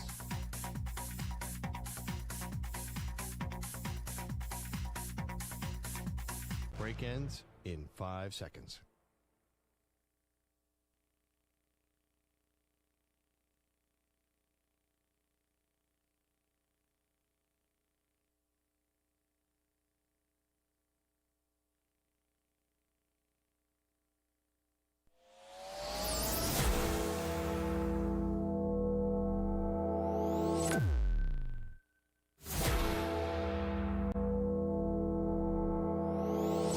Infinity and beyond. He's live. He's nationwide. This is the Zach Gelb Show. All righty, hour number 2 of our radio program. It is the Zach Gelb Show, coast to coast on the Infinity Sports Network. Whole lot to do on this very busy Thursday edition of the show. Coming up at 5:20 p.m. Eastern Time, Hendrik Lundqvist will join us. Enjoyed our conversation with Isaiah Nwokobia of the SMU football team back about 40 minutes ago at 3:20 p.m. Eastern Time. Since Week 10 is going to kick off tonight in the NFL, let's do a little midseason award. So we'll skip around the room here. We will go one pick for MVP, Coach of the Year, Offensive Player of the Year, Defensive Player of the Year, Comeback Player of the Year, Offensive Rookie of the Year, and then Defensive Rookie of the Year. Let's start with MVP. I'm going to go Matthew Stafford. a lot of people could probably go Mahomes. A lot of people could probably go Josh Allen. I don't think their teams have been good enough for them to win MVP this year. I get it. Mahomes has been sensational. As didn't have Rashee Rice the first 6 weeks of the season. Josh Allen is arguably the best quarterback in the NFL. But Matthew Stafford is first in passing touchdowns right now with 21 touchdowns. And in passing yards, it's 2,147. So that's 6 in passing yards. And he's only had 2 interceptions this year. Matthew Stafford, to me right now, at the age of 37, what he's doing, I'm saying Matthew Stafford is the MVP of the league. Stu? All right, I am going to go with Josh Allen. I know you brought him up, and I know the Bills maybe have been slightly disappointing so far, but he does have 13 touchdowns and 4 interceptions, along with a bunch on the ground as well. And I think throughout the season, those numbers are just going to get even better, and he's going to probably finish with, top 3 in touchdowns, and the Bills are probably going to be right there as the number 1 or 2 seed in the AFC. All righty, Samter. All right, I'm going to go. I don't think it's going to be like this at the end of the year, but for right now, considering what the Colts were expected to be and what they are, you have to go with Daniel Jones, right? You have to look at expectations and what's happening with those expectations. And so for me, I look at most valuable Daniel Jones. What's the only difference between the Colts last year and this year? Same coach, Jonathan Taylor, most of the same defense. The difference has been Daniel Jones. They went from being one of the worst teams in the AFC to being the best team, at least record-wise, in the AFC. So you got to give Daniel Jones the MVP right now. See, that's interesting because the difference with the Colts last year to this year is quarterback play. You're right. So therefore, that enhances the argument why you would go Daniel Jones for MVP over Jonathan Taylor. But who's the better player? I would say Jonathan Taylor's the better player. Jonathan Taylor's been the best running back in my estimation in the NFL this year. So do I think Jonathan Taylor's having a better year at his position than Daniel Jones is having at his position? Yes. But then the value of Daniel Jones may be greater than the value of Jonathan Taylor. It's very tricky when you go through it. And I've said this now for a while. MVP is a quarterback award, and then Offensive Player of the Year is a non-quarterback award. You could have quarterbacks win it, but that's the way that it feels the structure is right now. All righty, let's go to Coach of the Year. I'm going Mike Vrabel. You just said it. What's the biggest difference with the play of the Colts last year to this year? All right, yeah, it's Daniel Jones. What's the biggest difference with the Patriots this year? Don't get me wrong. Drake May has taken that next step. They have had new players come on in. Milton Williams has been a heck of an addition on the defensive side of the ball, but they have an actual leader there. And I've been so impressed by Mike Vrabel. He's the perfect definition of what I look for in a coach, which he's not a doormat, but he is a player's coach. And just the way that he's been coaching up that team has been miraculous. I don't care what you say about the schedule. For them to be 7-2 is a heck of a job. Mike Vrabel will be my coach of the year. Stu. I'm going to go with Mike McDonald, the Seahawks head coach, and the fact that they're 6-2 is surprising. I was a little skeptical when they let go of Pete Carroll 2 years ago. I was also skeptical this offseason when they signed Sam Darnold. But both have, kind of proven so far, at least this year, to be the right move, and they are 6-2. They are 4-0 away from home. They currently lead the NFC West, and if things continue that way and they win the NFC West, they think it'll be hard not to give it to him. Samter? Same thing kind of I said with Daniel Jones is when I look at Coach of the Year, I look at expectations heading into the season versus what they're actually doing. And again, the Colts were not expected to do much, and Shane Steichen has helped turn that franchise around. They've got a plus 109 margin of victory difference, by far the best in the NFL. I think the Rams are second at plus 82. The offense is rolling. The defense is really good and not getting a lot of credit. You add Sauce Gardner. I'm just saying, from what we thought the Colts were going to be, Shane Steichen is doing as good of a job as anybody in the league. You know what's interesting? We don't have Kyle Shanahan on this list. With all the games that they're winning, with all the injuries, I feel like if we did this 3 weeks ago, Shanahan would be on the list. And it's not as if they completely fallen off, right? They've been 2-2 in their last 4 games where they lost to Tampa Bay and the Texans. But I think that's a name or maybe at the end of the year. Because you look at their schedule. They got the Rams tough. Then they're at the Cardinals. They play the Panthers. Panthers better than what we thought. They play Cleveland. They play Tennessee. They play Indianapolis better than what we thought. Chicago, Seattle. They should still be a playoff team. But Shanahan is someone that I'm surprised that we did 3 choices and no one is there with Kyle Shanahan. All righty, let's go to offensive player of the year. I basically gave it away. Jonathan Taylor. I understand Samter going MVP with Daniel Jones, but Jonathan Taylor, what he's been able to do this year at the running back position has just been phenomenal. And also, like some years, there's guys that have incredible yard numbers and they don't have the touchdowns to go with it. You're getting across the board with Jonathan Taylor. 895 rushing yards, 12 rushing touchdowns. He has just been sensational, and he's been a joy to watch. And he's also had 2 receiving touchdowns. So that's 14 total touchdowns on the year for Jonathan Taylor, the 895 rushing yards. Yeah, Jonathan Taylor, he is getting my offensive player of the year right now. All right, I'm going to go Christian McCaffrey, and his stats don't really, stand out maybe like Jonathan Taylor's do, but 4 rushing touchdowns, 4 receiving touchdowns. He has 168 carries, which is the most in the league right now. He has kind of been like the constant of that offense, obviously with Purdy being hurt and Mac Jones coming in and doing a nice job. He's been the constant on that offense, and it's been a really nice story for him, and I think if he continues this, he could win that award. And he's been – so I did think of McCaffrey. It's funny. Let me just see. Actually, yeah, Mike, who Mike has, those are the 3 guys that I was considering. And I ended up going with Jonathan Taylor as the touchdowns were the difference. McCaffrey, though, you got to factor in the receptions, too. Because right now he's 626 receiving yards on the season, also 4 receiving touchdowns. So I know people could look at the yards and be like, 596 yards for Christian McCaffrey. He's only 9th. That's not Christian McCaffrey years. It's kind of like Lamar or Jalen Hurts. Really, if you just look at Jalen Hurts from only the passing numbers, right, it doesn't look like he's a great quarterback. But then you factor in what he does in the ground. That's what you got to do with Run CMC. It's the receiving yards and also the rushing yards as well. All righty, Samter, give me yours. I mean, it's got to be JSN.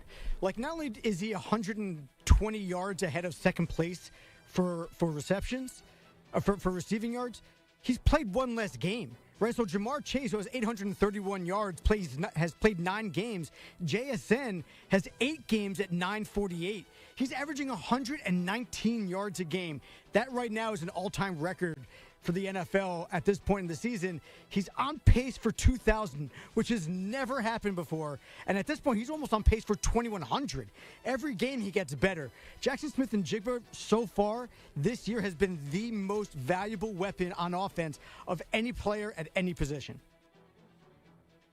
All righty, let's go to Defensive Player of the Year. When you have 5 sacks in a game and your name is Myles Garrett, and let's be real, if the Browns ever were to make the playoffs, which are not this year, he could arguably be the MVP of the league.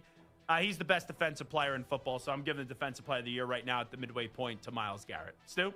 I'm going to go Nick Bonito of the Broncos. He has had a really nice year so far. He has 8 sacks on the year for a defense that leads the league in sacks, and there's a lot of great players on the defense. Obviously, Surtain is one of them, winning the award last year. But I think Bonito, what he has done as a pass rusher for them, I would give it to him so far. And we had him on last year. His rise has been unbelievable. In 2023, he had 8 sacks. Then in 2024, he had 13.5. And this year, he had 8. And, right, he's on pace to blow past that. That's a good one. Nick Bonito, that is an astute observation by Stuart Kovacs. Samter? Oh, I was waiting for you to introduce me. I was just looking at you like, all right, if you want to go, go. If not, I'll say Samter. I just thought you were reveling in how brilliant of a pick that was for Stu. Mm-hmm. So I just wanted to let it linger for a second. I'm going to go Aiden Hutchinson. Yeah. He's got 7 sacks. He's coming off that injury. And, There's never an off game for him. Like, never. Myles Garrett has had a few games this year with no sacks. I think he's had 3 games with no sacks. Yep. And then it gets inflated with the 5 in one game. But Aiden Hutchinson does not have an off game this year. And Aiden Hutchinson does so much more than just rush the passer. He drops back into coverage. He gets back there for tackles with the running back. He's just all over the field doing everything. And, I know PFF isn't the end-all, be-all, but Aiden Hutchinson is the second-ranked pass rusher behind Myles Garrett right now on PFF.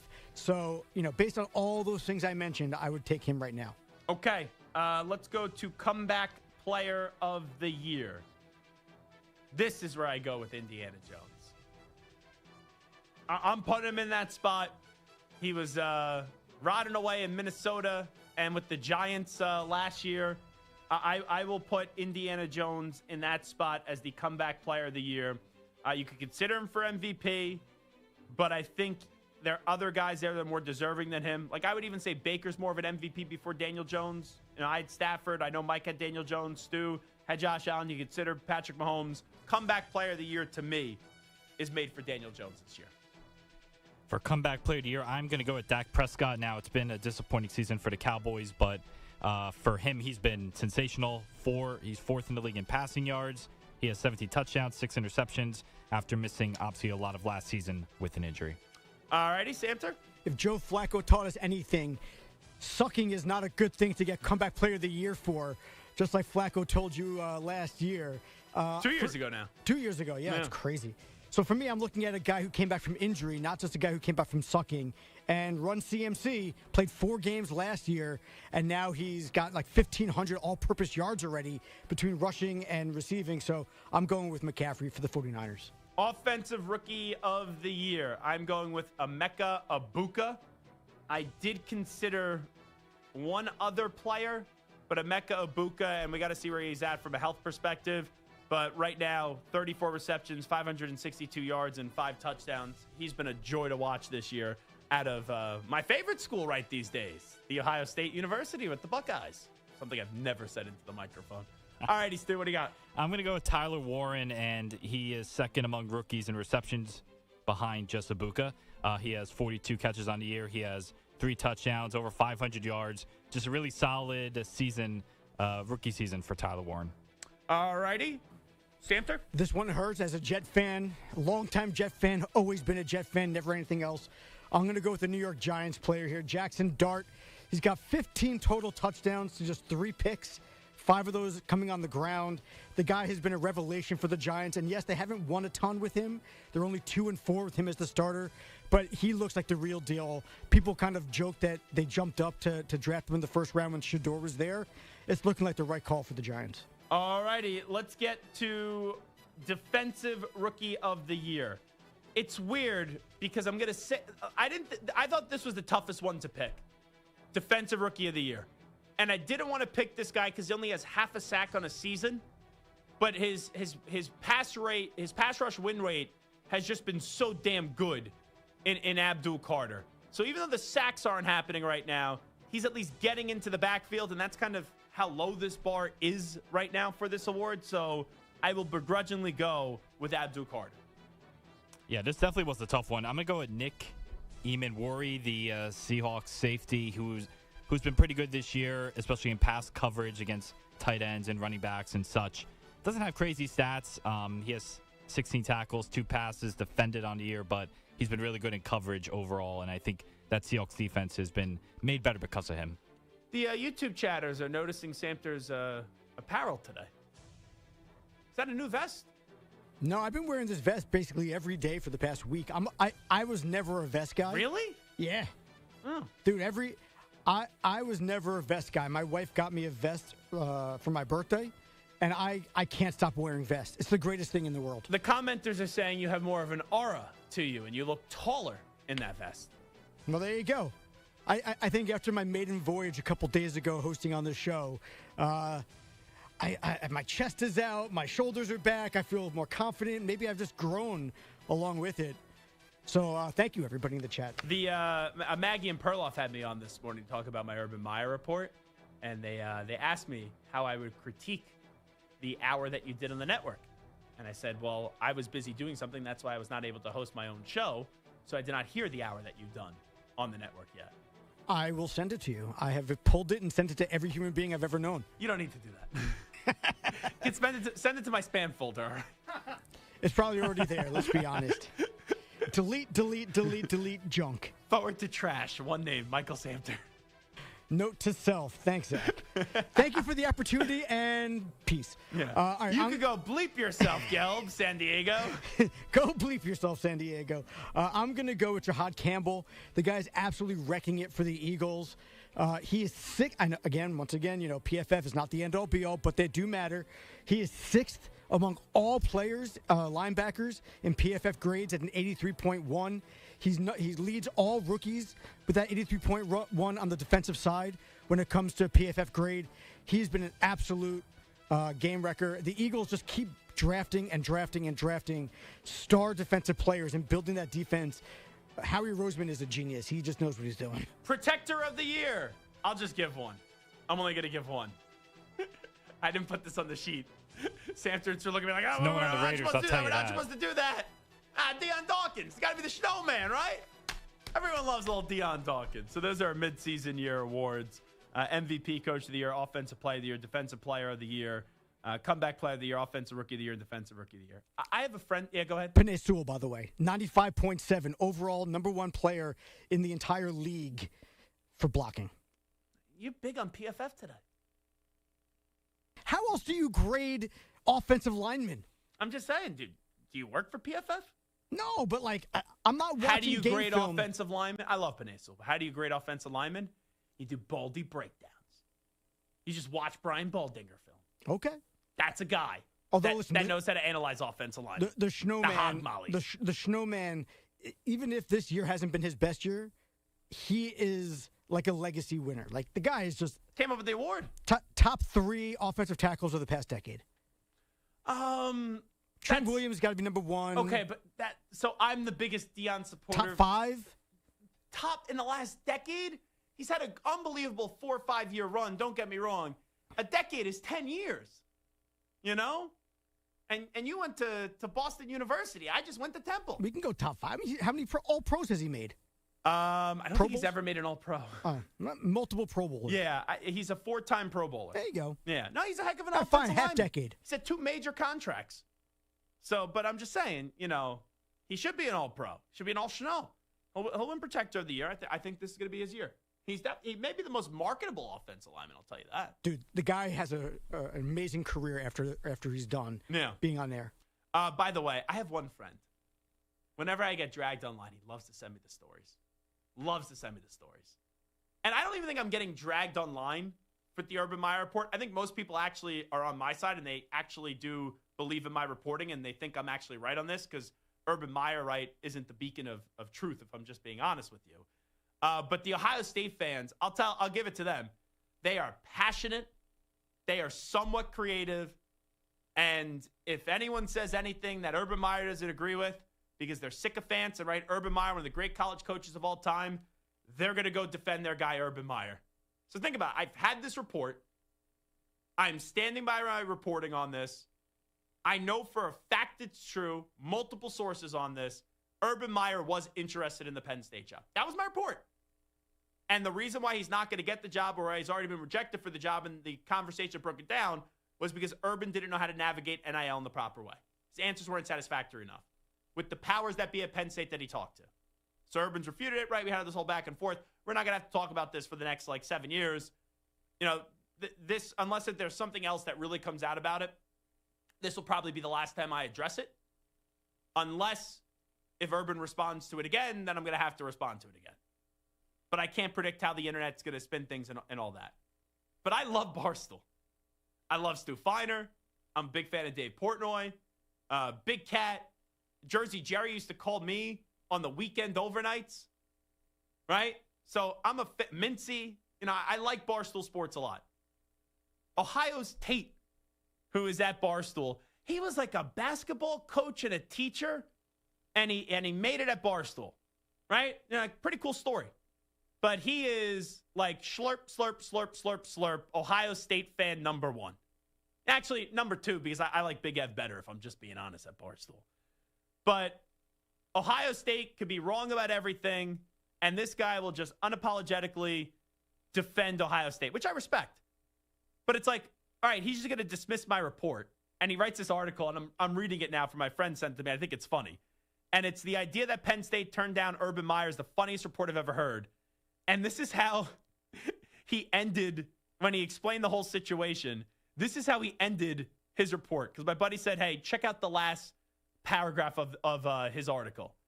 Listen, buddy, he's talking about me.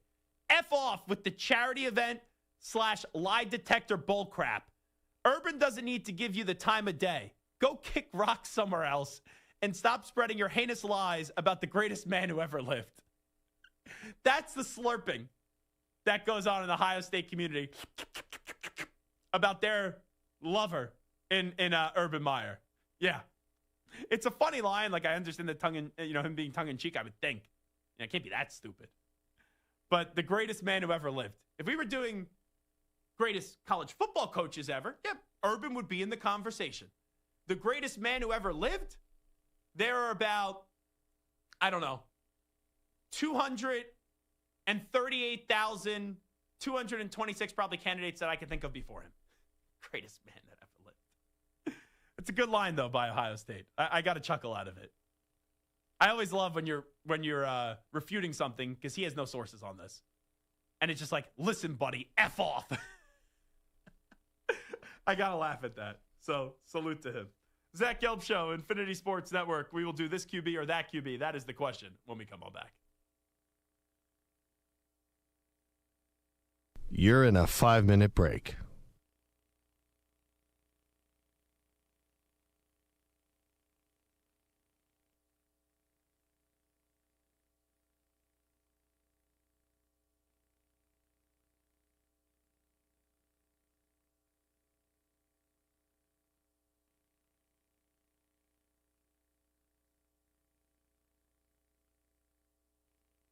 Four minutes, 30 seconds remaining.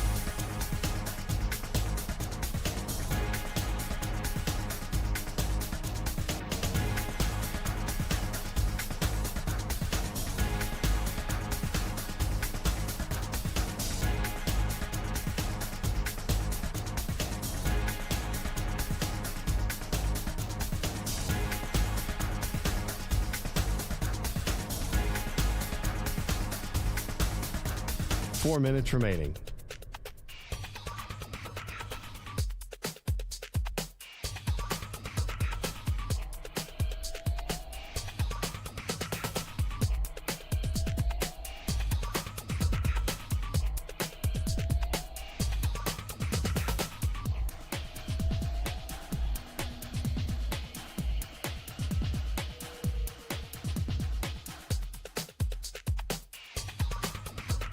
Three minutes, 30 seconds remaining.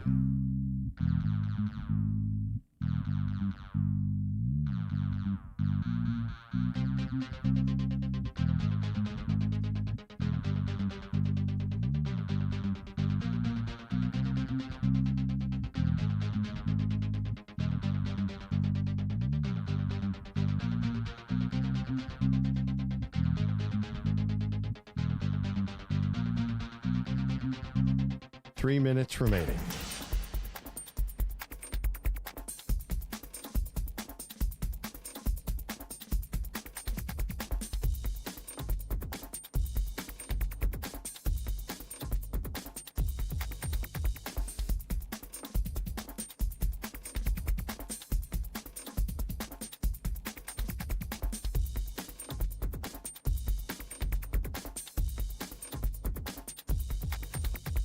Two minutes, 30 seconds remaining.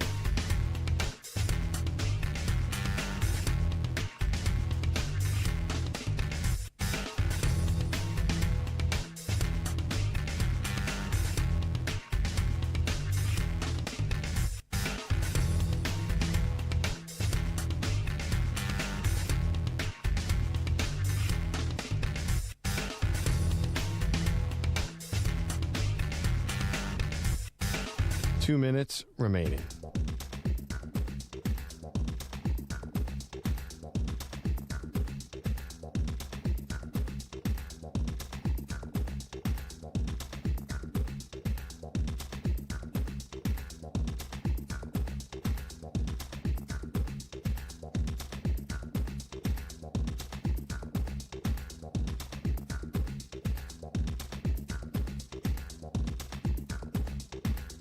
One minute, 30 seconds remaining.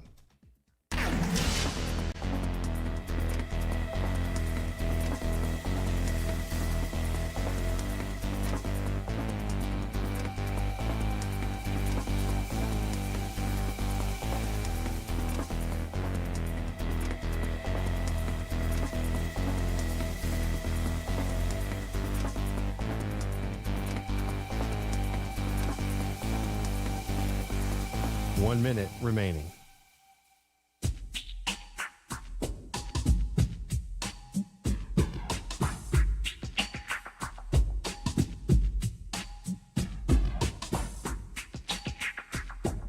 45 seconds remaining.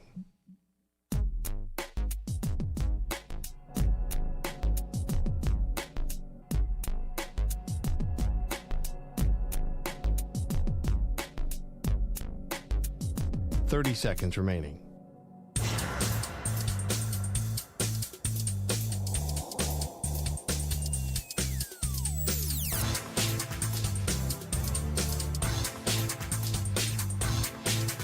Fifteen seconds.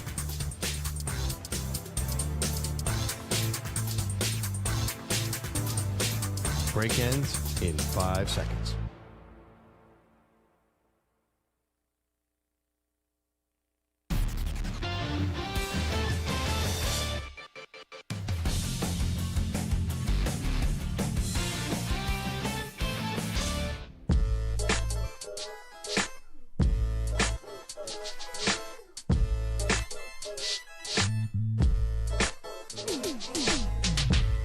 Listening to the Zach Gelb Show on the Infinity Sports Network. All righty, Zach Gelb Show, Infinity Sports Network. It's time to get to a little this QB or that QB. That is the question as we are set to enter another week of college football and the NFL. Music, por favor. Samter? Gotta let the music play out for a second. Kind of get you pumped up. Get our juices flowing. Let's get in the mood. What, were you eating something? No, I was waiting for the music. You know, got to let it sting out. So I'll tell you, there's nothing that makes me laugh more when I'm in the middle of a rant. I'm in the middle of a conversation. I look over and I see Samter like opening up his 14th meal of the day here in the studio, and eating some like chicken and pasta. Oh, well, yeah. What did you have today? I had a buffalo chicken salad. A buffalo chicken salad. You'll actually be proud of me. You put blue cheese crumbles in it? And blue cheese dressing. All right. When is it that comes really to a a salad then? When it comes to a salad, blue Beats the cheese purpose crumbles of and the salad. dressing make more sense to me than the ranch. If I'm gonna put cheese in a salad, I kind of like feta cheese. Oh my gosh, feta cheese. Do you guys like the feta crumbles more or the 100%. block? No, the crumble. Oh, I like Crumbles. the block more. Crumbles, I yeah. used to be a crumble guy, and then I've done the block of feta, and you slice it. Yeah, but when you cut the block, it basically becomes crumble. So you might as well just let the kitchen do it for you. I don't know. I just think there's something about that. All right. I think it's a fresher form of feta. That's at least me. What do we got? It is fresher. Let's start with Stu's team and the Raiders. This kind of seems like a trick question, but Geno Smith or Bo Nix? In what? Football? No, table tennis. Well, Geno Smith or Bo Nix? I'm going Bo Nix. I know Geno Smith had 4 passing touchdowns last week, but Geno Smith on the season has 11 touchdowns to 11 interceptions, and that was last week coming off the fact where he had 4 touchdowns to 1 interception. This guy's been a turnover machine. I know that Bo Nix hasn't been a rock star, but he's a more reliable, consistent quarterback, especially when he's top 10 in passing yards this year, tied for 3rd in passing touchdowns, and he only's got 6 interceptions. I just trust Bo Nix more to protect the football than Geno Smith. And I'll be honest, this week there was slimmer pickings than normal, so I kind of had to scrape the bottom of the barrel for that one. It's all right. And it's tonight's game. So this one I think is way more interesting. When will Al Michaels be asleep during that game? You think as you go to the 3rd quarter, do you think Al Michaels is dozing off? And Herbie's there with his dog just barking in the background to keep Al Michaels up? You know what? I think if Geno just protects the ball a little bit better, I think the Broncos still win, but it's not like a snooze fest. Could we have a safe space here? Uh-oh. Oh, I love dogs. You love dogs, right? Yeah, of course. Right? We all love dogs? Like cloning them? Well, no, let's not go there. We've already had that conversation. Kirk Herbstreit's dogs. Oh, boy. Have you guys had enough of them? I'll never have enough of any dog ever. Stu? Yeah, it's a little annoying. Really? Yeah. I did not Yeah. think you would be an anti-Kirk Herbstreit dog guy. He's a cat guy. Yeah, that is true. I You're a still cat like guy dogs, though. first. Yeah, but I still like but you're a dogs. cat guy first. That makes me just... I don't know how much I could really consider the opinion and how valid I could view your opinion. I actually don't. I love golden retrievers. And here's the thing. I don't like the guy goes from place to place with his dogs. All right, does the dog need a credential? Do we need to see his? No, but like, I enjoy dog content. I like dogs, so I have no problem with Herb Street. All righty, let's go next one. All right, this is, I think, a very good one. Jackson Dart and the Giants travel to Chicago for Caleb Williams and the Bears. I like the competitive toughness and the competitive swagger that Jackson Dart has over Caleb Williams. The difference is Caleb Williams has more talent around him. Jackson Dart does not. I would say if Jackson Dart was on the Bears would be better than what they are this year. And the Bears aren't a bad football team. But I would go Jackson Dart over Caleb Williams for this week and this week only.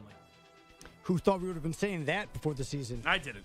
How about your guy, Drake May or Baker Mayfield? That's a great one.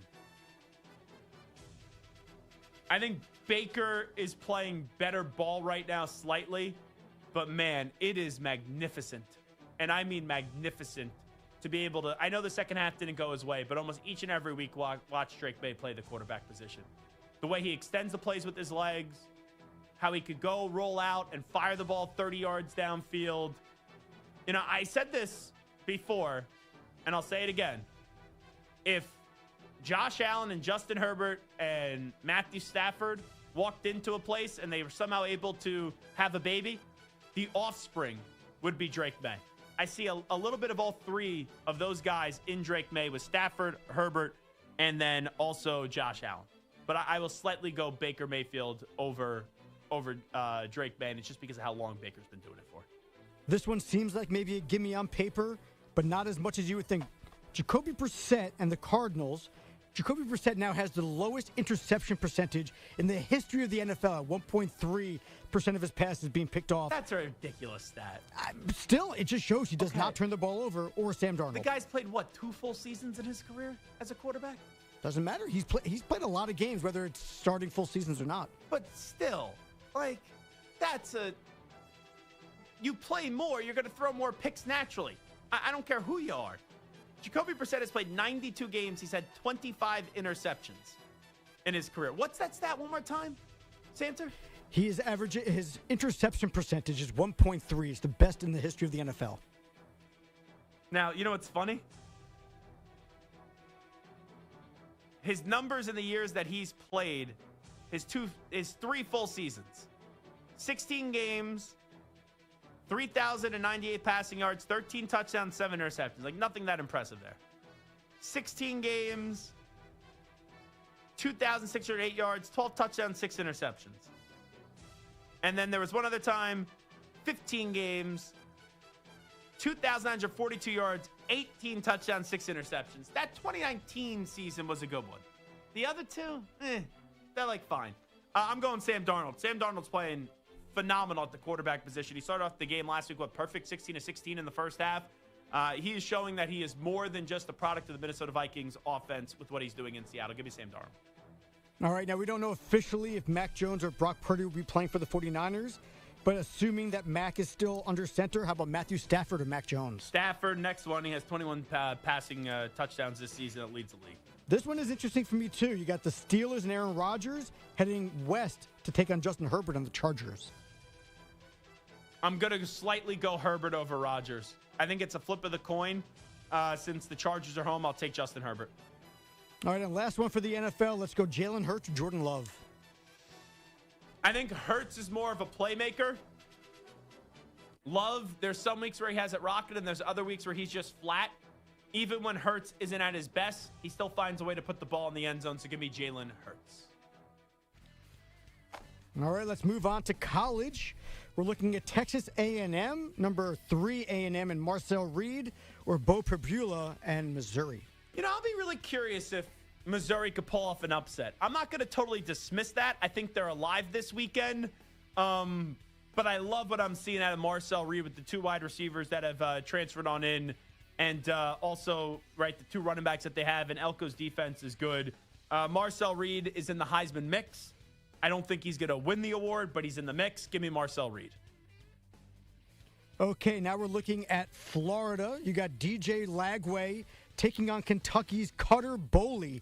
Both basically have the same 10 touchdowns and 7 pick ratio. Give me Lagway. Even though they lost to Georgia, I thought that was a good effort from him last week, and they should have had that pass that was completed, but they ruled it incomplete. I still thought it was a catch, so it was an incomplete pass, but I thought it should have been completed. I don't love either of these quarterbacks, but Lagway, I will trust his playmaking abilities or his potential more than Bully. All right, let's look at Iowa State and Rocco Becht or TCU's Josh Hoover. I've been really disappointed. With Iowa State this year. And it's not like Rocco Becht is playing poorly, right? He's running the football, getting the end zone there, and also doing things through the air. A few too many turnovers, though, through the air, I will say. Josh Hoover's playing just really solid football. I just think he's been more consistent. They only have 2 losses on the season. Iowa State has a lot more. So give me Josh Hoover out of TCU. All right, probably the biggest game of the weekend. You got BYU and Texas Tech. Bear Bachmeier or Baron Morton? And Morton's been in and out of the lineup, too, with the injuries. I'll lean Bachmeier at BYU. Man, I can't wait for that game. That's going to be a great one. Next one. All right, how about Garrett Nussmeier or your boy Ty Simpson? Easily Ty Simpson. Garrett Nussmeier. Did you know this, by the way? Garrett Nussmeier's sister? Do you know who she dates? Any idea who she dates? Is it Lane Kiffin's daughter? No. Son? No. She dates a current NFL player. Do you know Ack? I'm just going to guess. Will Campbell. Yes! Got to make the connection. Matchmaker. Make me a match. Yeah, I saw Will Campbell's Instagram story. Nussmeier. There's an attractive lady. And I said, Nussmeier? You know, like LSU quarterback, played at LSU. Go Tigers. Tiger family. Yeah. Well, Garrett Nussmeier's sister is dating Will Campbell. Alrighty. Yeah, I'm going Ty Simpson. Nice family story right there for the Nussmeiers. But Ty Simpson is either first or second right now in the Heisman Trophy conversation.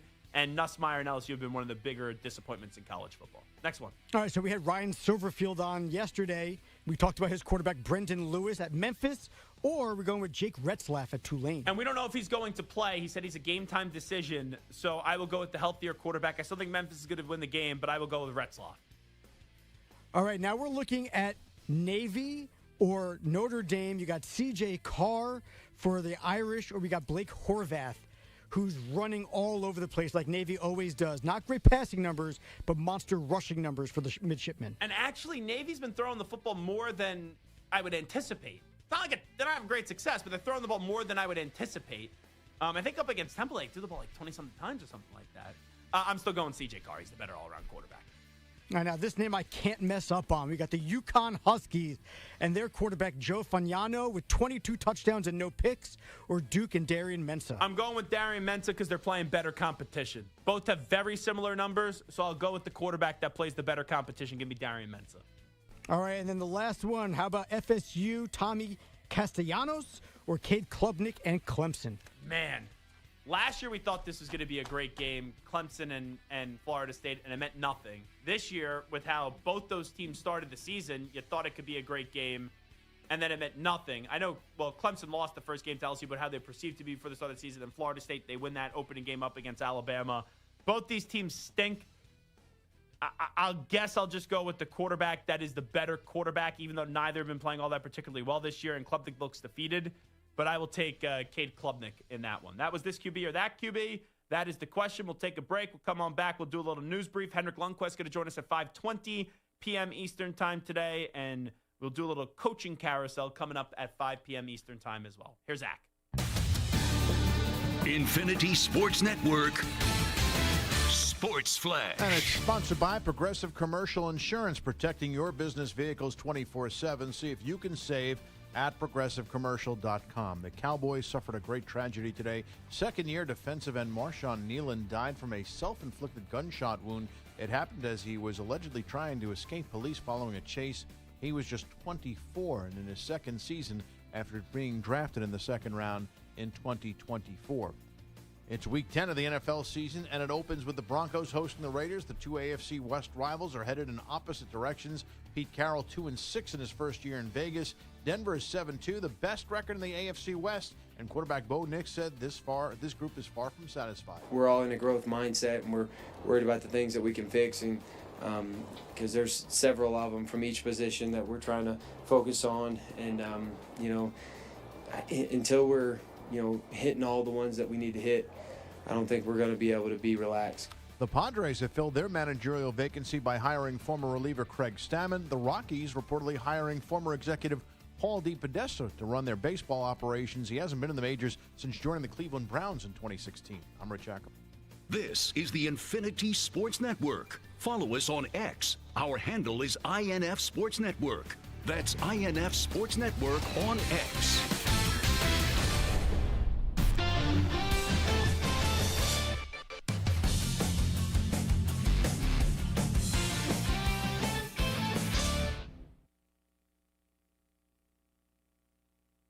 You're in a 5-minute break.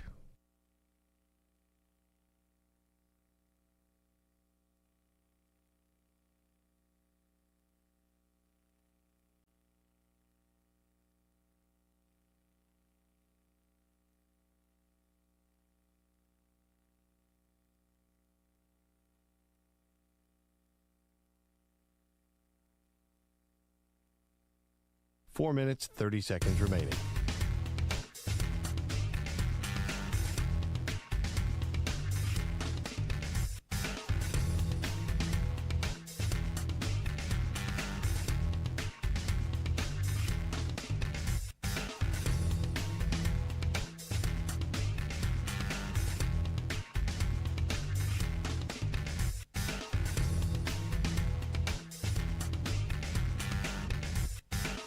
Four minutes remaining.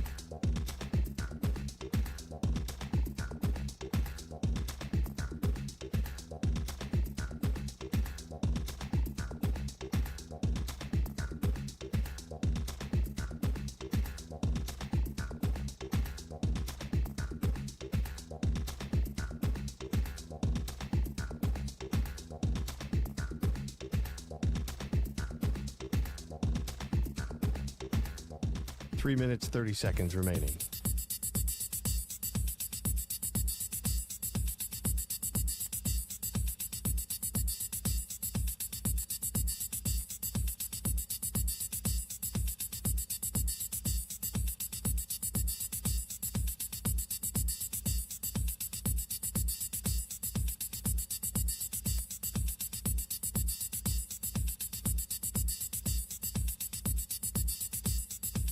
Three minutes remaining.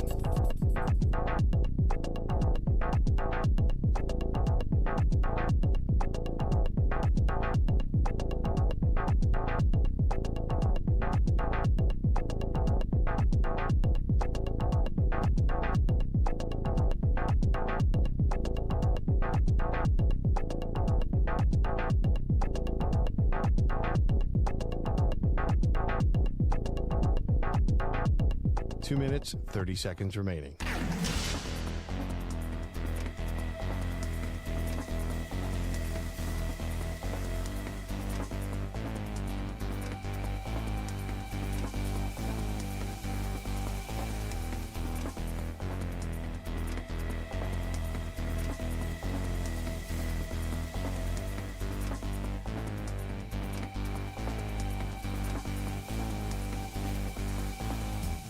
Two minutes remaining.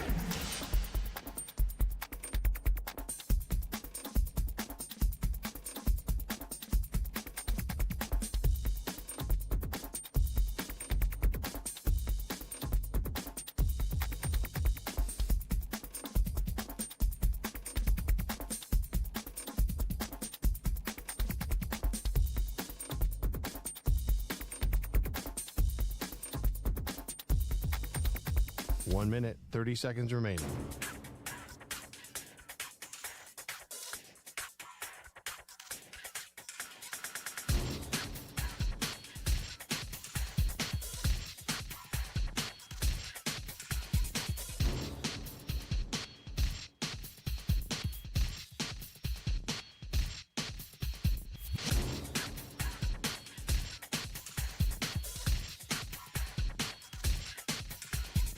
1 minute remaining.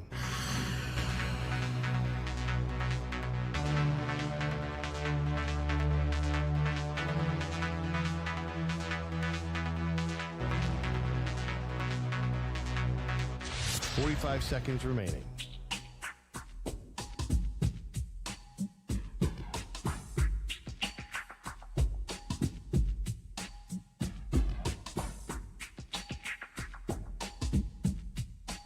Seconds remaining.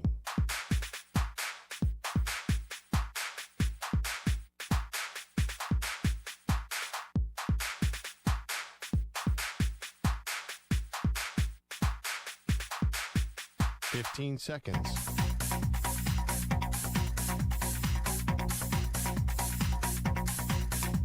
Break ends in 5 seconds.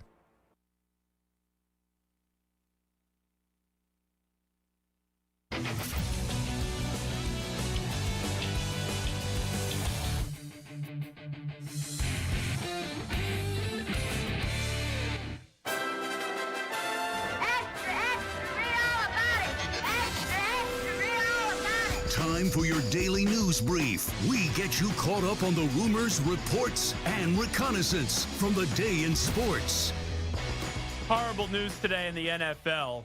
You know, I was working out this morning, and I was watching a podcast, and I was on the elliptical, and I was watching it. It was like a 20, 25-minute podcast, and then I went on Twitter, and I saw the news that Marshawn Kneeland has passed away. And I couldn't believe it, right? He's 24 years old, played for the Dallas Cowboys, just scored a touchdown in the game up against the Arizona Cardinals the other night. They had the block punt, and he was the guy that fell on the ball in the end zone.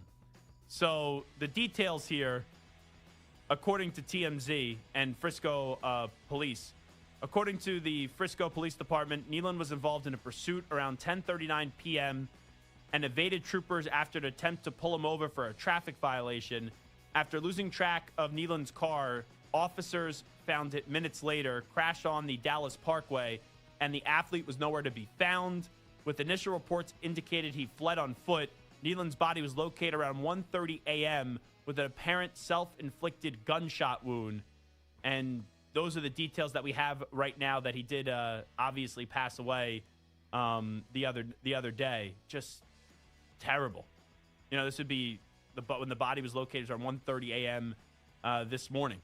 So just absolutely terrible. And there's a lot that's come out since then, you know, talking about things that he's dealt with in the past, allegedly with mental health. So I just feel absolutely horrible. Our thoughts and prayers, obviously, to his family that have to go through this right now. And as we remember, Marshawn Kneeland, and also, you know, his teammates in the NFL that's going to be mourning the death of Marshawn. But here was Matt Rule at Nebraska. He did speak in a press conference today and wanted to take time out of his press conference, even though he's coach of Nebraska, to talk about mental health and youngsters in our country, and also the passing of Marshawn Kneeland. None of us know what people are going through. That's why I think we all should be careful about what we say to people. I think we should be careful what we tweet about people. I think we should be cognizant of what everyone's going through. And I told our players they should take their headphones off in the cafeteria and sit down with someone and be like, how you doing, man? What's going on with you? Because somebody that we're talking to, that we're saying, what's wrong with that guy? Man, that guy's messed up. Instead of saying what's wrong with him, we should all say, I wonder what would happen to him, because everyone's suffering. And I will forever, the rest of my life, think about the time that I saw Adrian Robinson right before he took his own life. And I saw him on campus. I was walking this way, and he was way over there. And I was like, I need to catch up with Adrian, because he had got done playing. And a week later, he left this world. And a month later, I was given the eulogy. And I just wish in my life I could go back and just stop and say, hey, how you doing? I would encourage everybody today, with your own kids or the people you work with, just check on them, because you know that young man scored a touchdown just a couple days ago. And on the outside world, you'd think he's at the pinnacle, but he's dealing with something, and I don't know what it was, but I pray for him and his family. Man, oh, that just took me back. That was in 2015. I remember when unfortunately Adrian Robinson passed away, and I'm pretty sure his brother was on the football team. Oh, I'll never forget that. Oh, that was horrible. Absolutely horrible. I actually remember seeing, like 2 years later, his brother, I didn't even know we worked at the same gym. And I turned to the left as I was working out, and I saw his brother, and I had like no clue what to say, because all I could think about was his brother that passed away. Oh, just terrible. Yeah, it's scary when you hear something like that. Guy ran on a stage like that, scores a touchdown, and then you find out what he's battling through, and then he's dead a few days later, and he takes his own life. Just absolutely terrible. All righty, we will continue with the news brief. Obviously, rest in peace to Marshawn Nealon. I know this is a weird transition, but we got to make it anyway. Sauce Gardner on the pressure after what the Colts gave up for 2 first-round picks for him. There's no pressure. Obviously, they got access to the tape, so they know what I'm capable of doing. And that's what makes it much more special. It was less about the Jets wanting to trade me and more about the coach wanting me to be here. So, that's truly a blessing, and a dominant offense, dominant defense. And, I'm just grateful to be a part of something special that they were already building here. It's kind of a win-win all around. Sauce Gardner, right, hasn't been playing his best football last year and a half. The Jets get 2 future first-round picks. I wouldn't give up 2 first-round picks for Sauce Gardner, but the Colts think, right, they are in it this year, so this year's first-round pick doesn't mean much. Next year, they believe they can repeat this. We'll have to wait and see. I do lean, obviously, the Jets won this trade, but I kind of understand both sides of it. Brandon Dart, this is Jackson Dart's father. He was on Believe in Ole Miss. So Boomer Esiason, our colleague here down the hall at WFAN in New York, we actually saw Booms today. He is advocating for the Giants to replace Brian Daboll with Lane Kiffin and get the Lane Kiffin-Jackson Dart connection that was successful in Ole Miss and Mississippi coming up here to the swamps of Jersey. Here is Brandon Dart on Boomer Esiason wanting the Giants to hire Lane Kiffin. As we were texting on our Kiffin-Dart family text thread, because there was I think Boomer Esiason, it said something in the media today that maybe they should throw out a potential coaching applicant to Kiffin, and he kind of just sent it over with us like a smirk and just said it's too cold in New York for me. But it's just kind of funny. So there you go. Lane Kiffin, to no surprise, is not leaving Ole Miss for the Giants. Could he be leaving Ole Miss for LSU? That's a different topic of conversation. That will do it for a news brief. It is the Zach Gelb Show right here on the Infinity Sports Network. We got a whole lot going on in the coaching carousel. Are the coaches going to stay or are they going to go? We'll go through each and every one of them on the other side. But when we do return, we have breaking news in the college football world. I will get to that breaking news in the college football world on the other side, but it is news about a current Power 4 coach who has made it clear, and it's been made clear to him, that he is going to be back as that school's head coach next season. This is not one of those extensions. This is not one of those, hey, like Signetti rule. Lastly, they were getting coveted for other jobs and they got extensions. But one sitting head coach right now has already been told that he's going to be back for next season. We'll tell you who that coach is when we return in 5 minutes.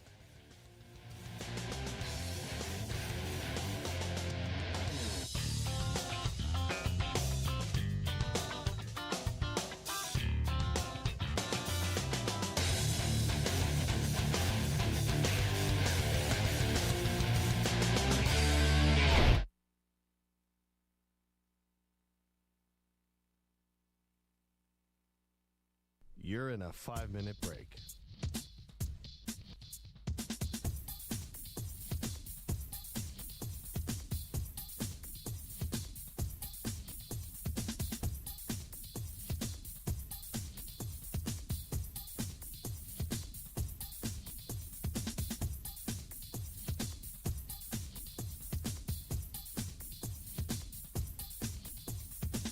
Four minutes, 30 seconds remaining.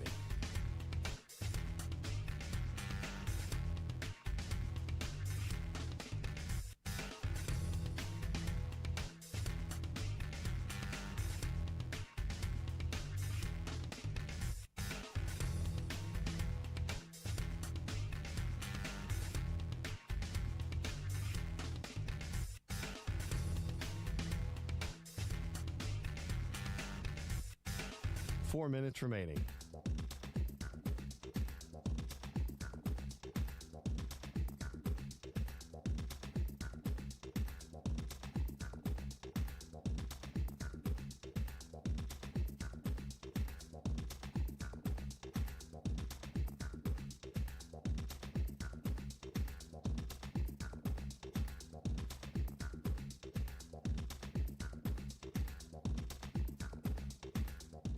3 minutes, 30 seconds remaining.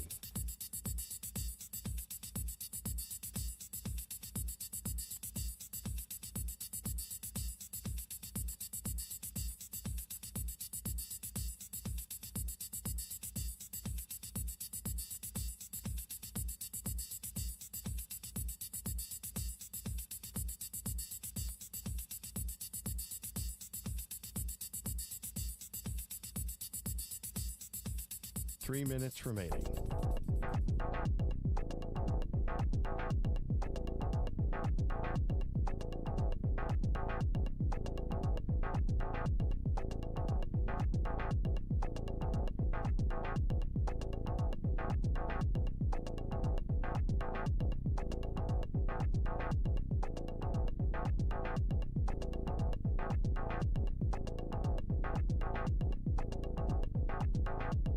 Two minutes, 30 seconds remaining.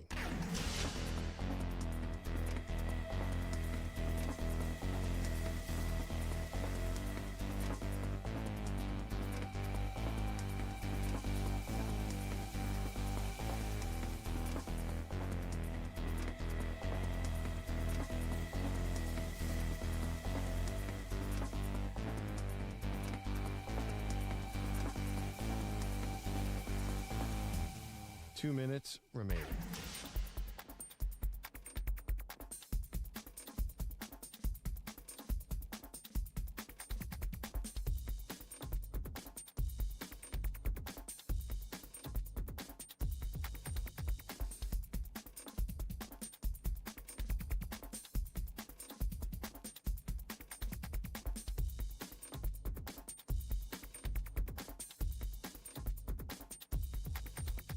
One minute, 30 seconds remaining.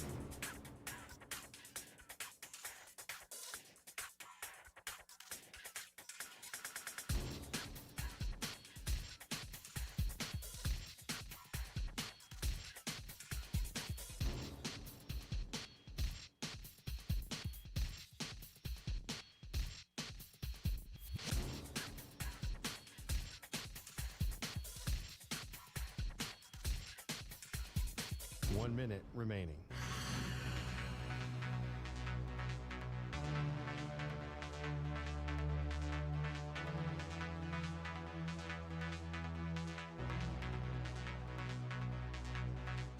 Forty-five seconds remaining.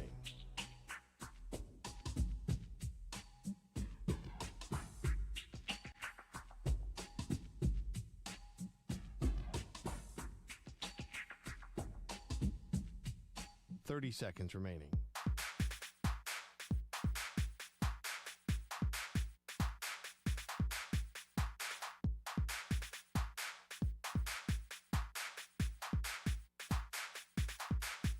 Fifteen seconds.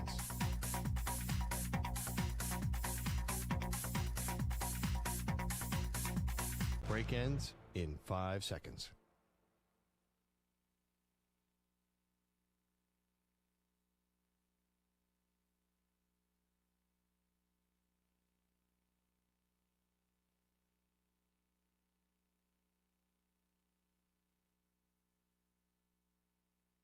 To infinity and beyond.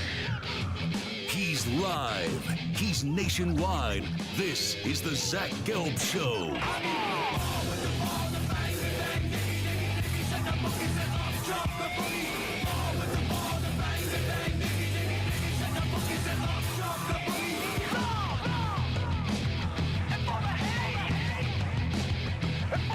Here's your host, Zach Gelb. Alrighty, hour number 3 of our radio program. It is the Zach Gelb Show, coast to coast on the Infinity Sports Network. Hendrik Lundqvist in goal, number 30. Hendrik Lundqvist. He's going to join us coming up 20 minutes from now. We also got Paper Shredder Thursday, which will be going down at 5:40 p.m. Eastern time. But first, let's get to a little bit of a breaking news report. Luke Fickell, according to On3, is going to return as the Wisconsin Badgers head football coach in 2026, and Wisconsin's going to make a significant investment in NIL resources. So this is the article. Luke Fickell is set to return as Wisconsin's head coach in 2026. Athletics director Chris McIntosh told ESPN's Pete Thamel. McIntosh added the Badgers are making a significant financial investment as well. Fickell has been at the center of hot seat rumors this year after another rough go in Madison, Wisconsin, as he has a 2-6 record into this week's matchup up against Washington and is in the midst of a 6-game losing streak. On the whole, Fickell has been 15-19 with the Badgers. If the program was to fire him after the season, the school would owe him roughly $25 million. That's why they're not firing him. However, McIntosh said the university is ready to further invest in football and keep Fickell for 2026 as well. Chancellor Jennifer Munkin and I are aligned on significantly elevating investments in our program to compete at the highest level. McIntosh told ESPN, we are willing to make an investment in the infrastructure and staff. As important is our ability to retain and recruit players in revenue share and the NIL era.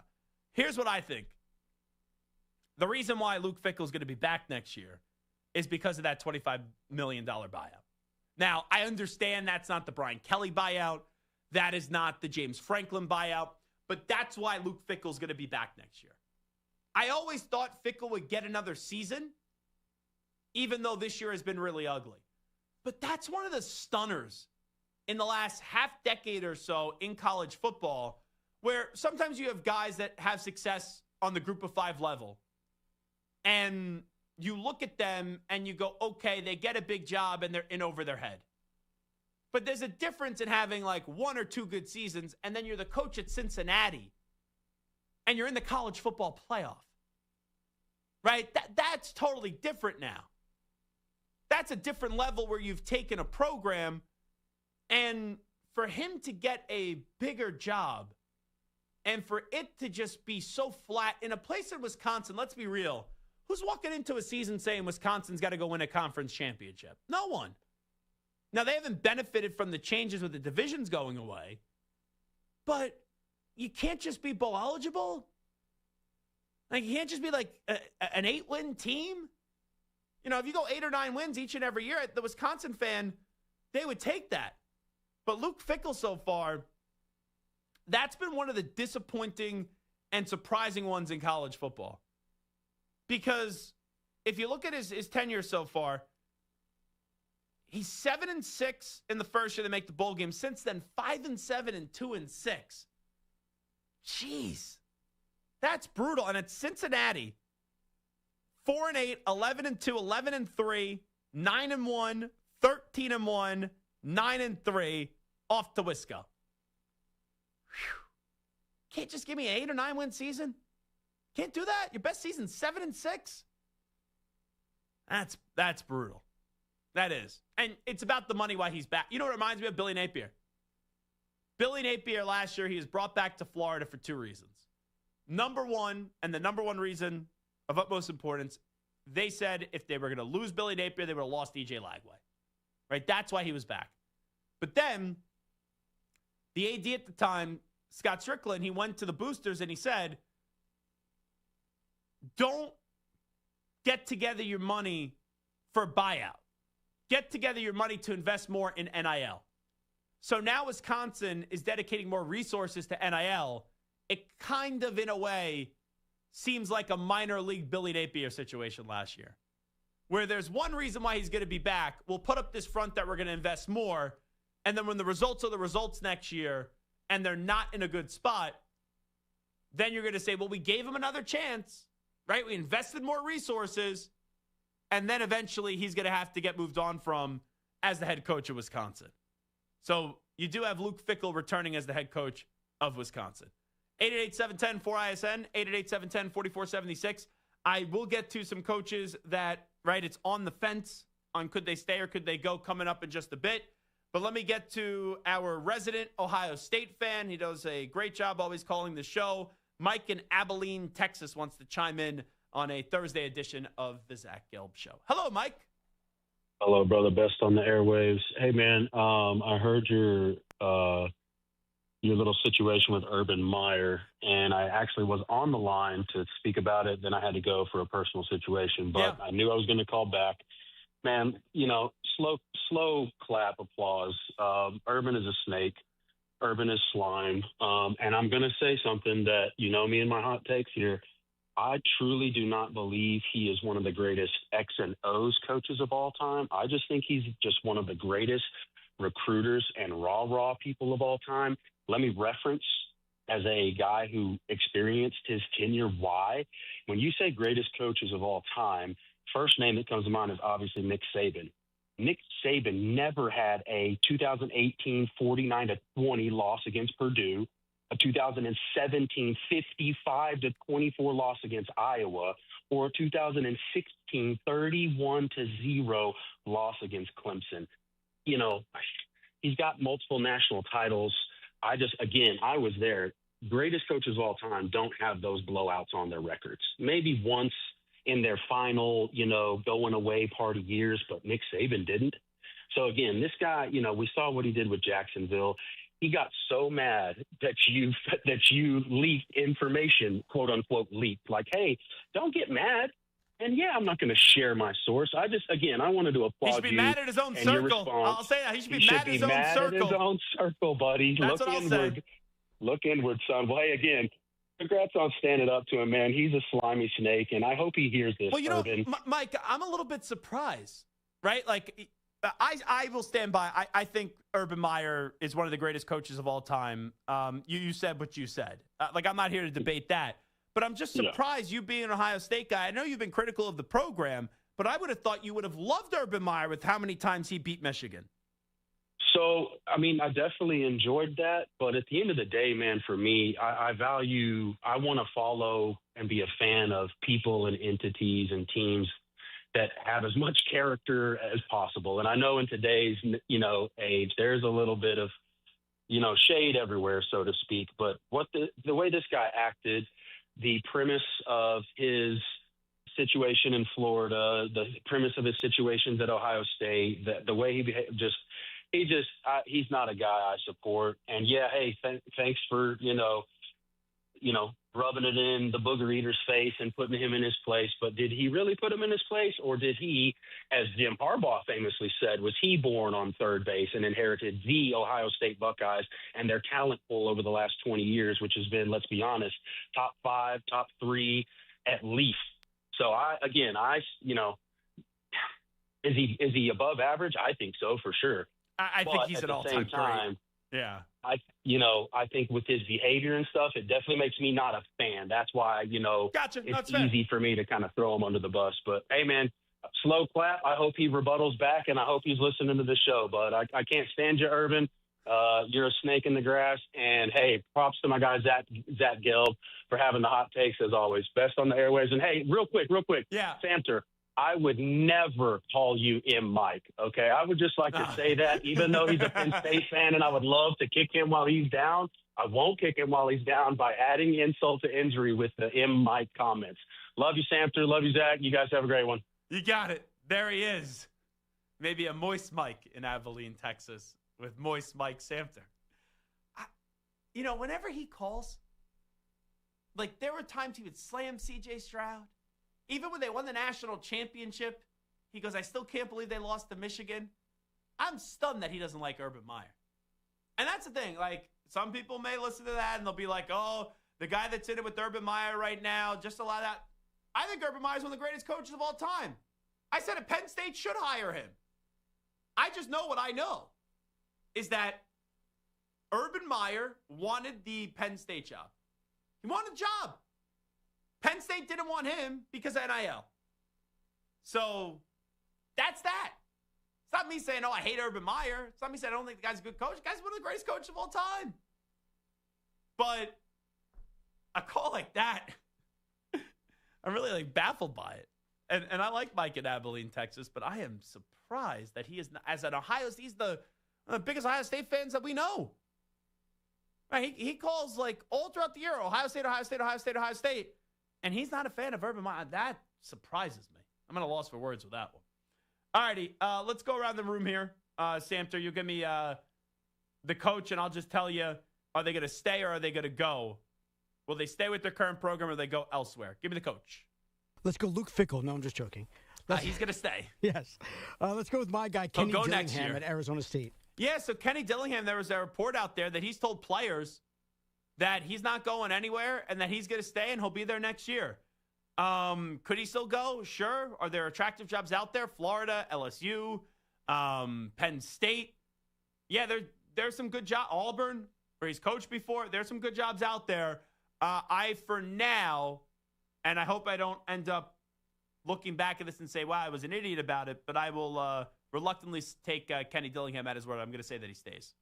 All right, how about John Summerall of Tulane? He gone. I just think there's going to be too many good jobs available for him. You know, bare minimum right now, it seems like he can get Auburn if he wants it. So I think John Summerall, it's time for that next step. And that's a good Friday night matchup. Summerall against Silverfield, two coaches that are both in line for bigger jobs with Silverfield at Memphis and then John Summerall currently at Tulane. All right, another group of five coach, Alex Golish, USF. Now, he had that huge win earlier in the season up against Florida. I know they got smacked by Miami. They beat Boise State pretty good on a national stage, even though Boise's not having a good year. Now, with how many jobs open, will there be a job for him? Yes. But do you maybe want to wait another year and then reassess where the market is, and maybe you could be one of the better names on the market? You know what? Since he's the current coach at USF, and how you're going to probably have Florida State open, you got Florida open, I'm going to say that Golish is gone. Okay, let's look at Shane Beamer with his dad's historic job, Virginia Tech open. I think Beamer's going to stay. A year from now, he may regret it if it continues to go the way that it's gone this year.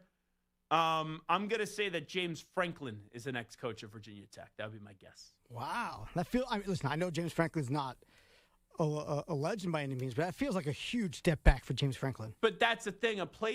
When coaches get fired, they either go one or two ways. They want the next big job that they could get, or they just want to get back to coaching in a place that they could have fun doing so. James Franklin's not, and I think it's a ladder there. James Franklin's not a national championship winning coach. So you go to the Big Ten, you go to the SEC, people are going to be all over you if you don't win a big game. You go to Virginia Tech and win 8 or 9 games a season and occasionally, here or there, win an ACC, win it one time, they're going to love you there. So that's why I think it's a good landing spot, James Franklin at Virginia Tech. The complicated part is Pry, who they just got rid of, would probably be his defensive coordinator if it was any other job, but he just got fired from Virginia Tech, so I don't think he's going to then be the defensive coordinator there. How about Eli Drinkwitz at Missouri? I think Drink is going to be going somewhere else. I don't think he goes and leaves Missouri for Arkansas. I'd be curious if he leaves Missouri for Auburn. I would lean no. But Florida, Penn State, I think he'll get one of those jobs. So I will say Eli Drinkwitz, gone. Lane Kiffin, is he leaving Ole Miss? It's either LSU or bust. And right now I lean that he's going to LSU. So I will say that Lane Kiffin is gone and then Ole Miss is open. Not the New York Giants to reunite with Jackson Dart? No. Too cold up here. How about Manny Diaz at Duke? Which, let's be real, hasn't really got cold yet here. Yeah. The temperature has dropped. I haven't had to put my heat on yet. All right, just wait. Next week, they're saying on Sunday and Monday of this upcoming week, we're supposed to get Arctic blasts. But that's pretty damn good for it. We're going to be in the second week of November. That's pretty damn good. Yeah. It's been like I walked, all over the city this morning. It was a good walk. It wasn't frigid temperatures. I enjoyed it. This time of year, there's nothing better on the planet is the autumn in the Northeast. Oh, really? Oh, I love it. Huh. Oh. I love walking in the summer. And I know that you drip and sweat. You're sweating like a pig. It's gross. But there's the times I get to Penn Station. I don't care if it's 10, 11 p.m. at night. I'll walk down the West Side Highway to my New York City apartment. And just in the summer, I could walk anywhere. Speaking of walking anywhere, how about Manny Diaz at Duke? I think the only job Manny Diaz, maybe he could get an Ole Miss. Maybe get I don't know if Manny Diaz is that attractive there. I think that if he was going to leave Duke, it's for Penn State. Outside of Penn State, because of the connection with Pat Kraft, I don't know where the interest is. I don't think Manny Diaz is going to be the next coach of Penn State, so I think he stays at Duke. All right, Brent Key and Georgia Tech. Well, you know what? Let's hear from Brent Key. These were his comments earlier today when he was asked about his coaching future. It's flattering, but not for me. It's for this program. since I came back here, since I was named the head coach here, Kelly, outside of the time with my family, every waking second of my life is going towards building this program to get to the point that it is right now. So that in turn we can continue 3 years from now, 5 years from now, 10 years from now, continue to elevate this place, right? To be in that conversation, not to be in there for 2 or 3 weeks, but to be a consistent team. Not when you lose one game, people say, oh, the storybook's over. Nah, it's just beginning. I could go on and on. I could say yes, no, all that crap. Slice me open and see what colors I bleed. You better be staying. I'm going to say that he stays. And that's also his alma mater. So I'll go Brent Key stays. All right, how about Clark Leah? Is he staying at Vandy? So Clark Lee, I think that's someone that if he gets a new job, I wouldn't be surprised. I wouldn't. But I think it would be a very quiet exit. I'm going to say that Clark Lee is going to be back as the head football coach next year at Vanderbilt, and that is also his school. Think about it. You got Dillingham, Arizona State, Brent Key, Georgia Tech, Clark Lee, Vanderbilt. All those guys went to the schools that they're coaching right now. So I'm going to say that Clark Lee is going to stay at Vandy. Okay, friend of the show, Dan Mullen, started out 6-0, but they've lost 2 straight at UNLV. But he's still a name to look out for. I think he's getting pushed because he has a lot of friends in the media right now. The fact that he has to be the coach at UNLV, I don't think just a year later that he's going to get a Power 4 job. I'm going to say Dan Mullen stays at UNLV. All right, and last one, we're looking at the guy we had on yesterday, Memphis's Ryan Silverfield. I'm going to say he goes. I just did a sportsman on this. I'm going to guess Arkansas. I would have said that it would have been Rhett Lashley because he was the quarterback at Arkansas, but he just signed the extension. But I'm going to say Ryan Silverfield, he's going to stay. No, he's going to go, and he's going to leave Memphis, and he'll be the next head football coach at Arkansas. And when he asked about that yesterday, there was no yeah, I'm coming back, or no, I'm not. It's just okay. It's a credit to what we've done at this program. So I'm going to say Ryan Silverfield will be in demand. I can see him at Virginia Tech if Franklin doesn't get there.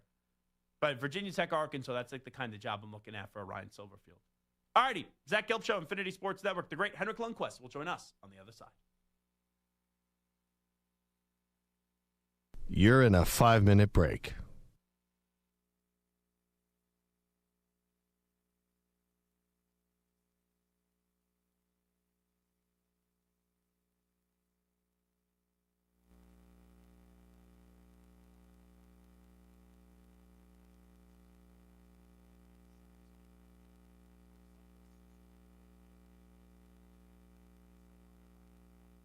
Four minutes, 30 seconds remaining.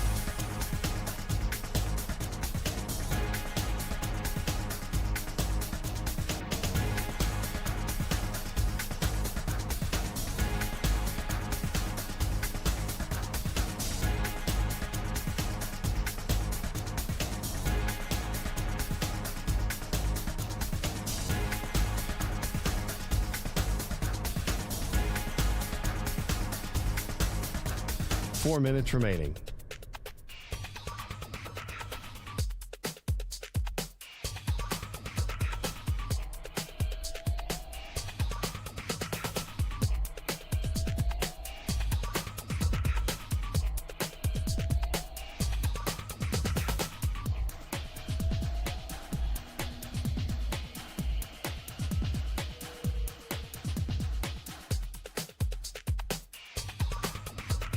Three minutes, 30 seconds remaining.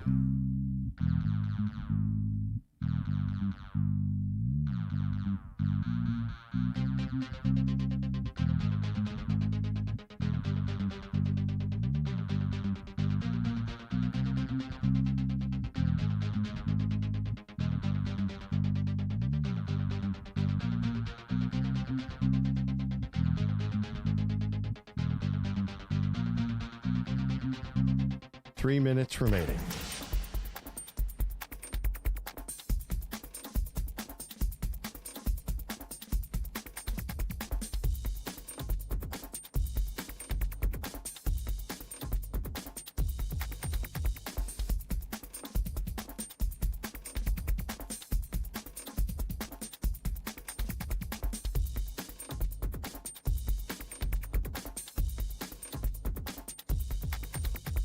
2 minutes, 30 seconds remaining.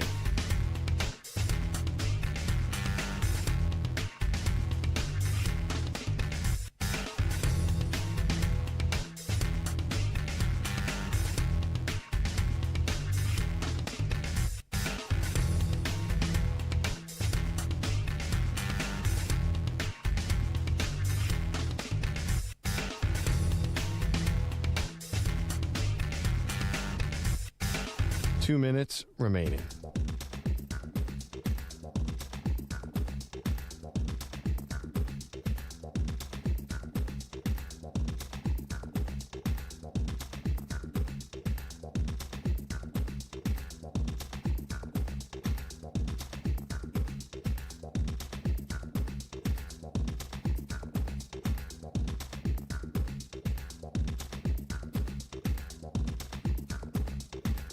One minute, 30 seconds remaining.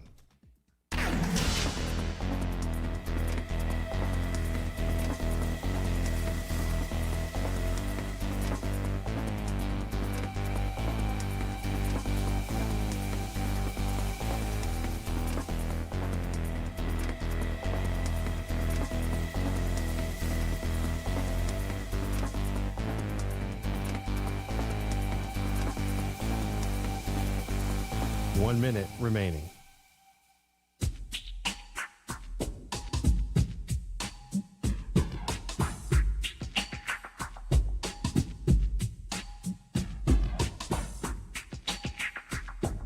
Forty-five seconds remaining.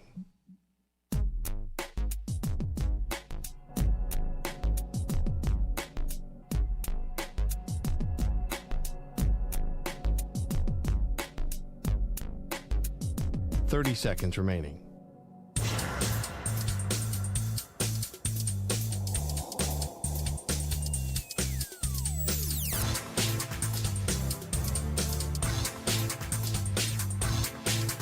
Fifteen seconds.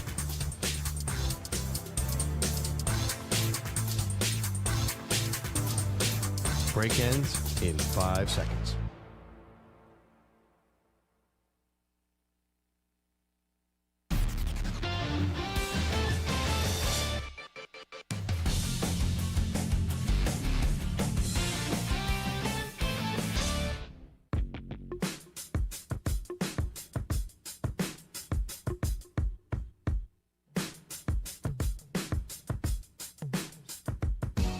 Welcome back to the Zach Gelb Show.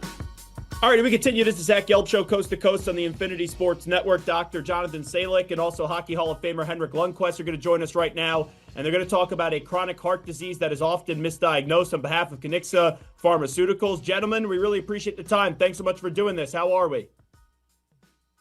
Doing great. Thanks for having us.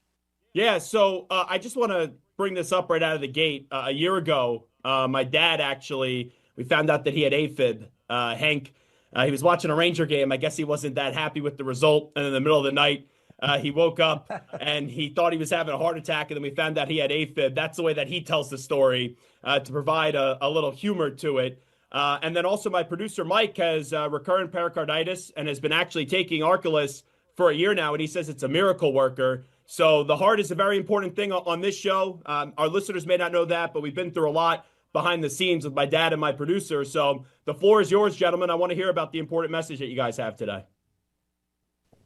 Yeah, pericarditis and then eventually recurrent pericarditis changed my life. It forced me to retire from sports. It was a lot of unknown when I was diagnosed. I wasn't really sure what it was or actually how it would affect my life. A few months later, I was kind of forced to retire. And again, that was a big change in my life. But the key for me was to get educated and fully understand what it meant and what I need to do and get a good game plan by talking to my doctor. And that gave me confidence moving forward, obviously. But it was definitely challenging to begin with, to deal with that pain, but more so the uncertainty of how that was going to affect my life.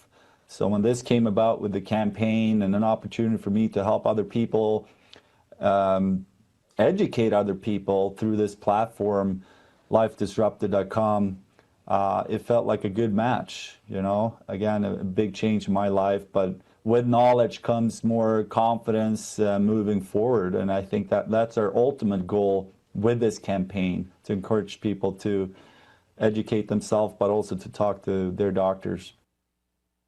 And Doc, for you, what do you want to add on this front? Because, you know, I knew very little about the heart, right? We know it's important. You got to keep your heart in the right place, and everything's got to be good. If you don't have your heart, you don't got anything. But for you, if people are experiencing some chest pains or their heart, they don't feel like it's right, what do you kind of advise them to do? Yeah, well, you know, first and foremost, it's great to hear that your producer and dad are doing so much better. And I think it's really a testament, especially your producer with RP, that treatment can really work. So just give you a quick overview. You know, the pericardium is the fibrous sac around the heart, and when the pericardium gets inflamed, that's what's called pericarditis.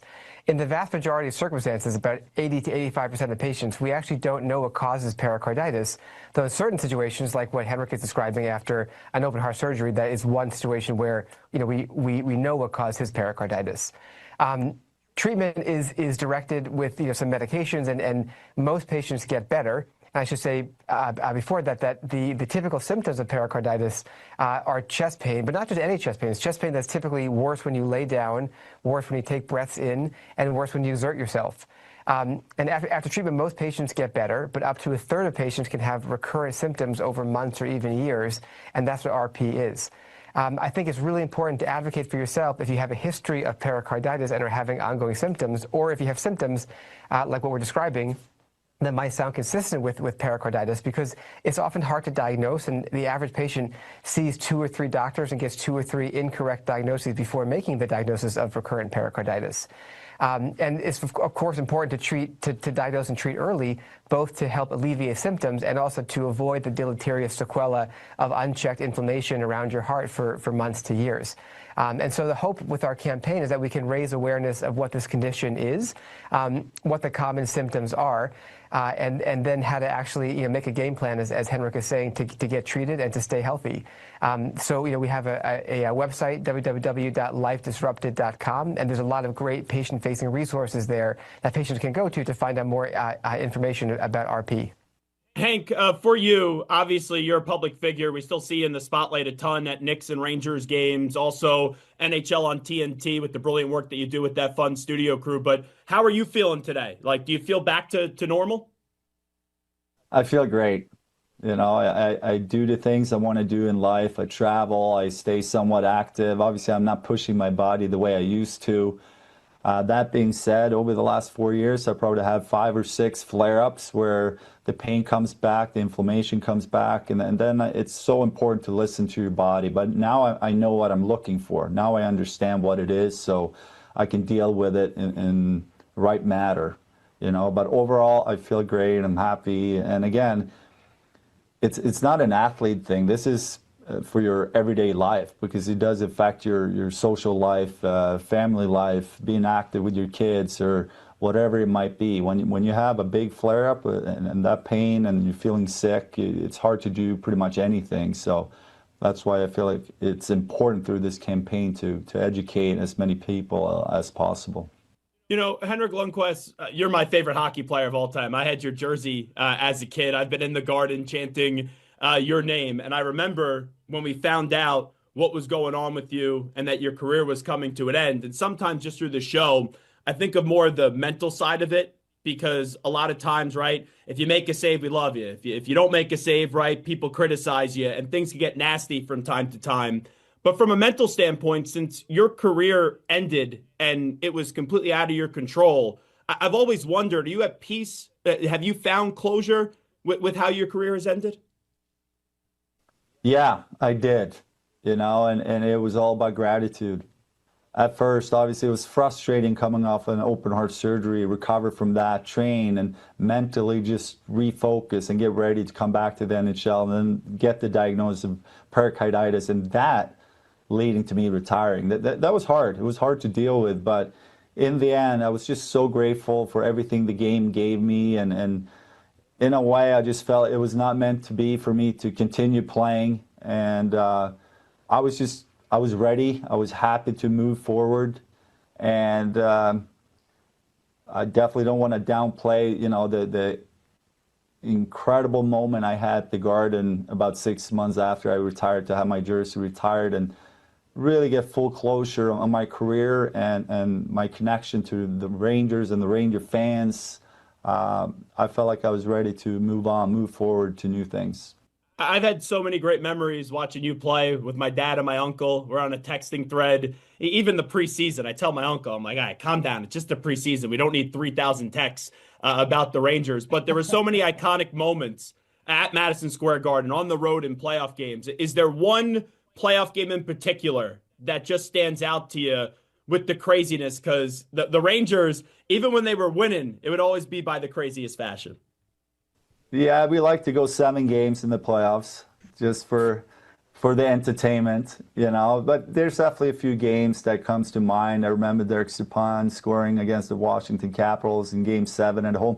There's something very, so intense and exciting to play a Game 7 at Madison Square Garden and to win those games. It was just incredible. Moving on to the finals in 2014 was exciting. At the same time, it was a heartbreak not to win. But I think of those moments, some of the games, but also a lot about the teammates I played with and the relationships I created over the years and moments I experienced. So back to just feeling extremely grateful of the things I did experience as a hockey player makes me very happy. There were so many great memories, but the two that stand out to me, the 3 overtime game up against the Capitals, and that was in their building. And then also, it was always the Capitals. The Capitals and Penguins I hate the most, if I'm just being honest with you.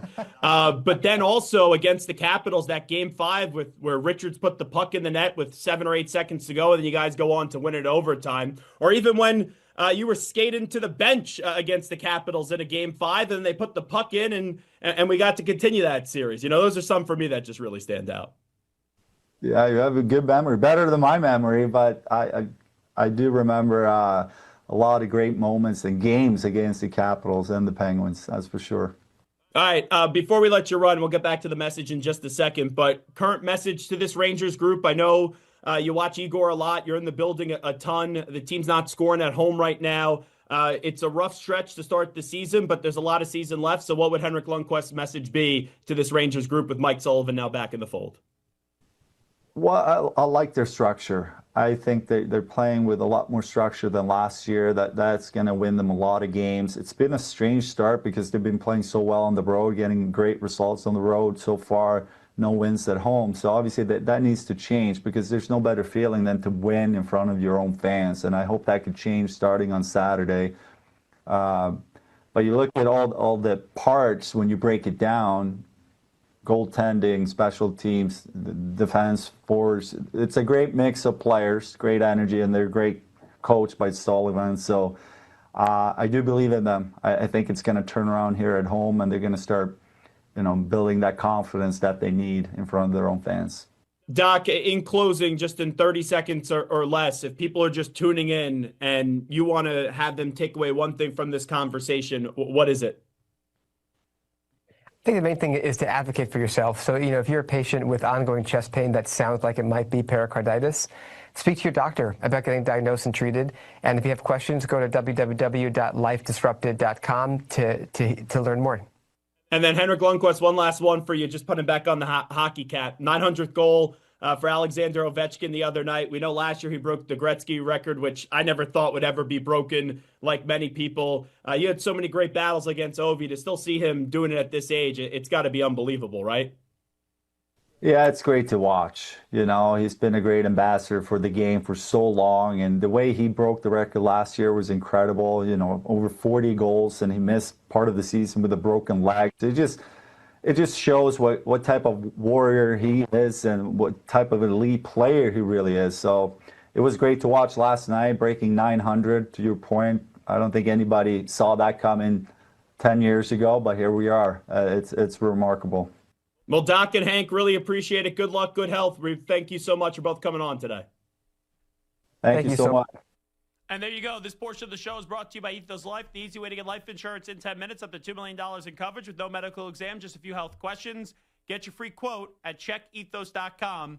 Not available in all states. Take a break. Come on back. We'll get the construction workers hat on. It's time for a little Paper Shredder Thursday. Who are we going to be eliminating from the playoff field? We'll get to that next. Update time first. Here's Zach. Infinity Sports Network Sports Flash. And it's sponsored by Progressive Commercial Insurance, who protects small businesses with affordable coverage options. Quote today at progressivecommercial.com. The NFL and the Cowboys experienced a tremendous loss today when Marshawn Nealon died.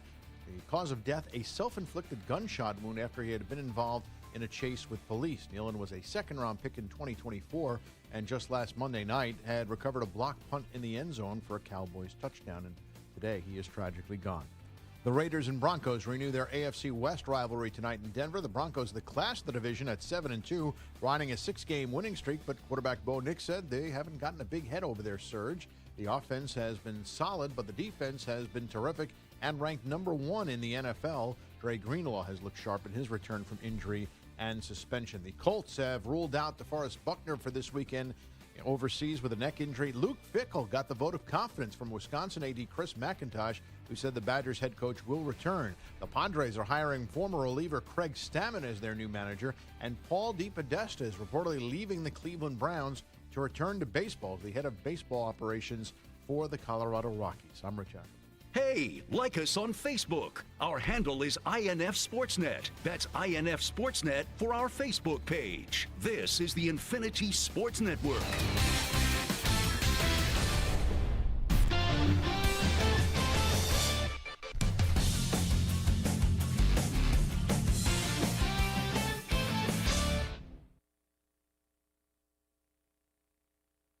You're in a 5-minute break.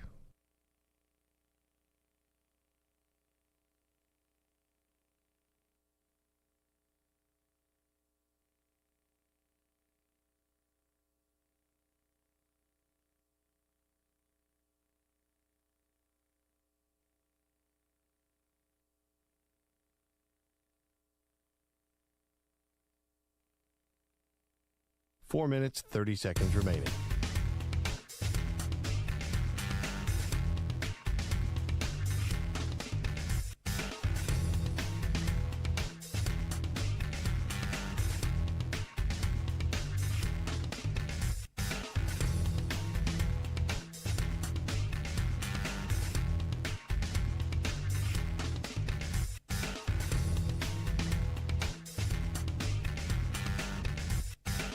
Four minutes remaining.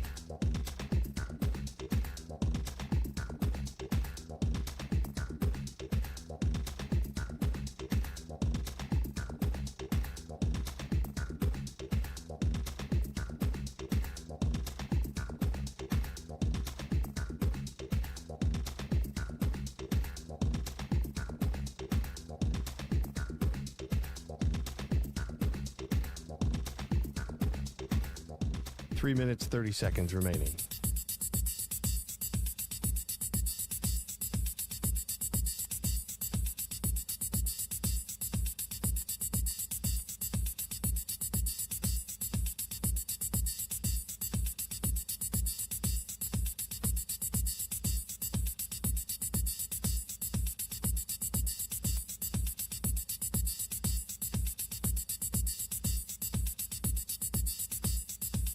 Three minutes remaining.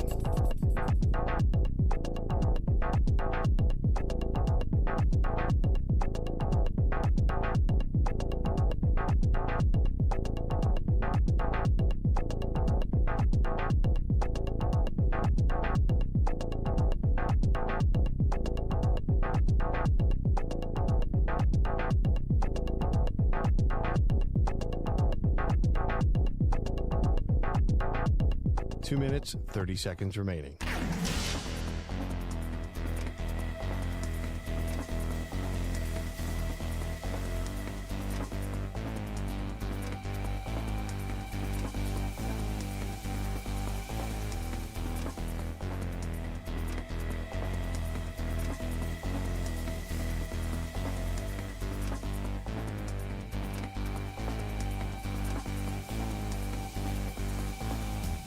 Two minutes remaining.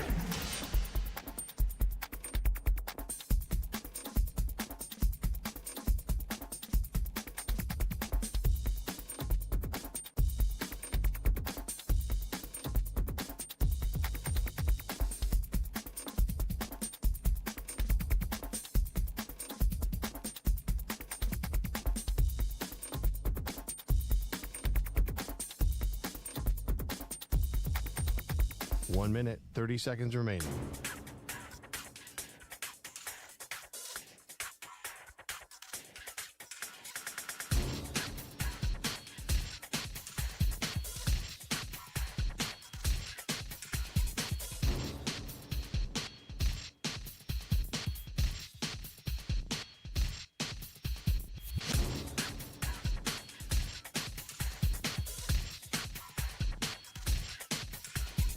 One minute remaining.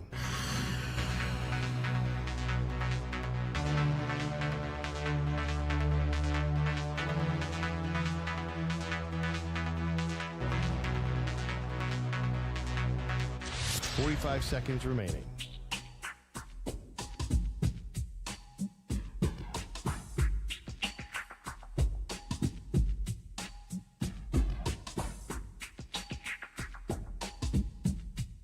.30 seconds remaining.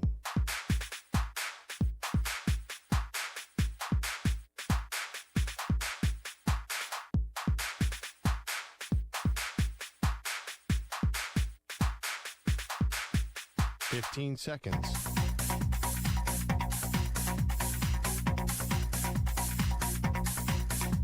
Break ends in 5 seconds.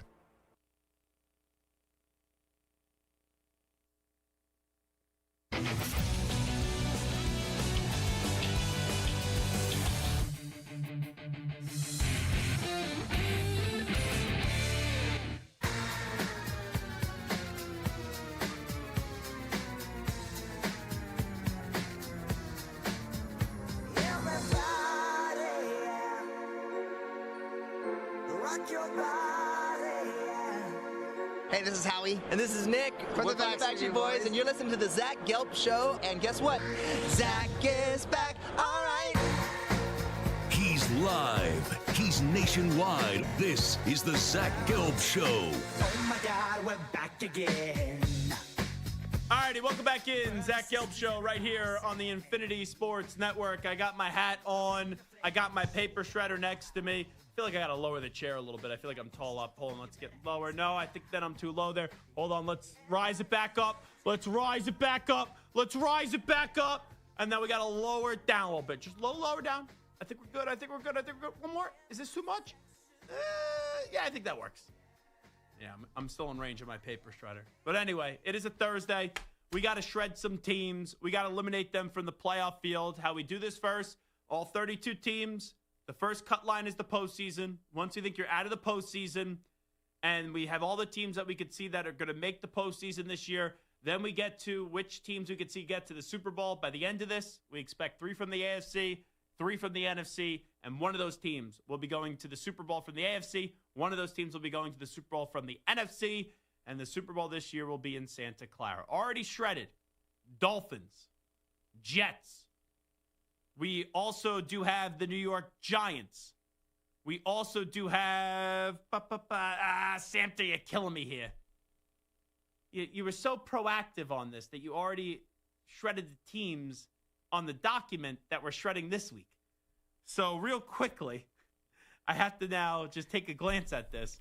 We are shredding we've already shredded the Dolphins. We've already shredded the Jets. We've already shredded the Giants, right?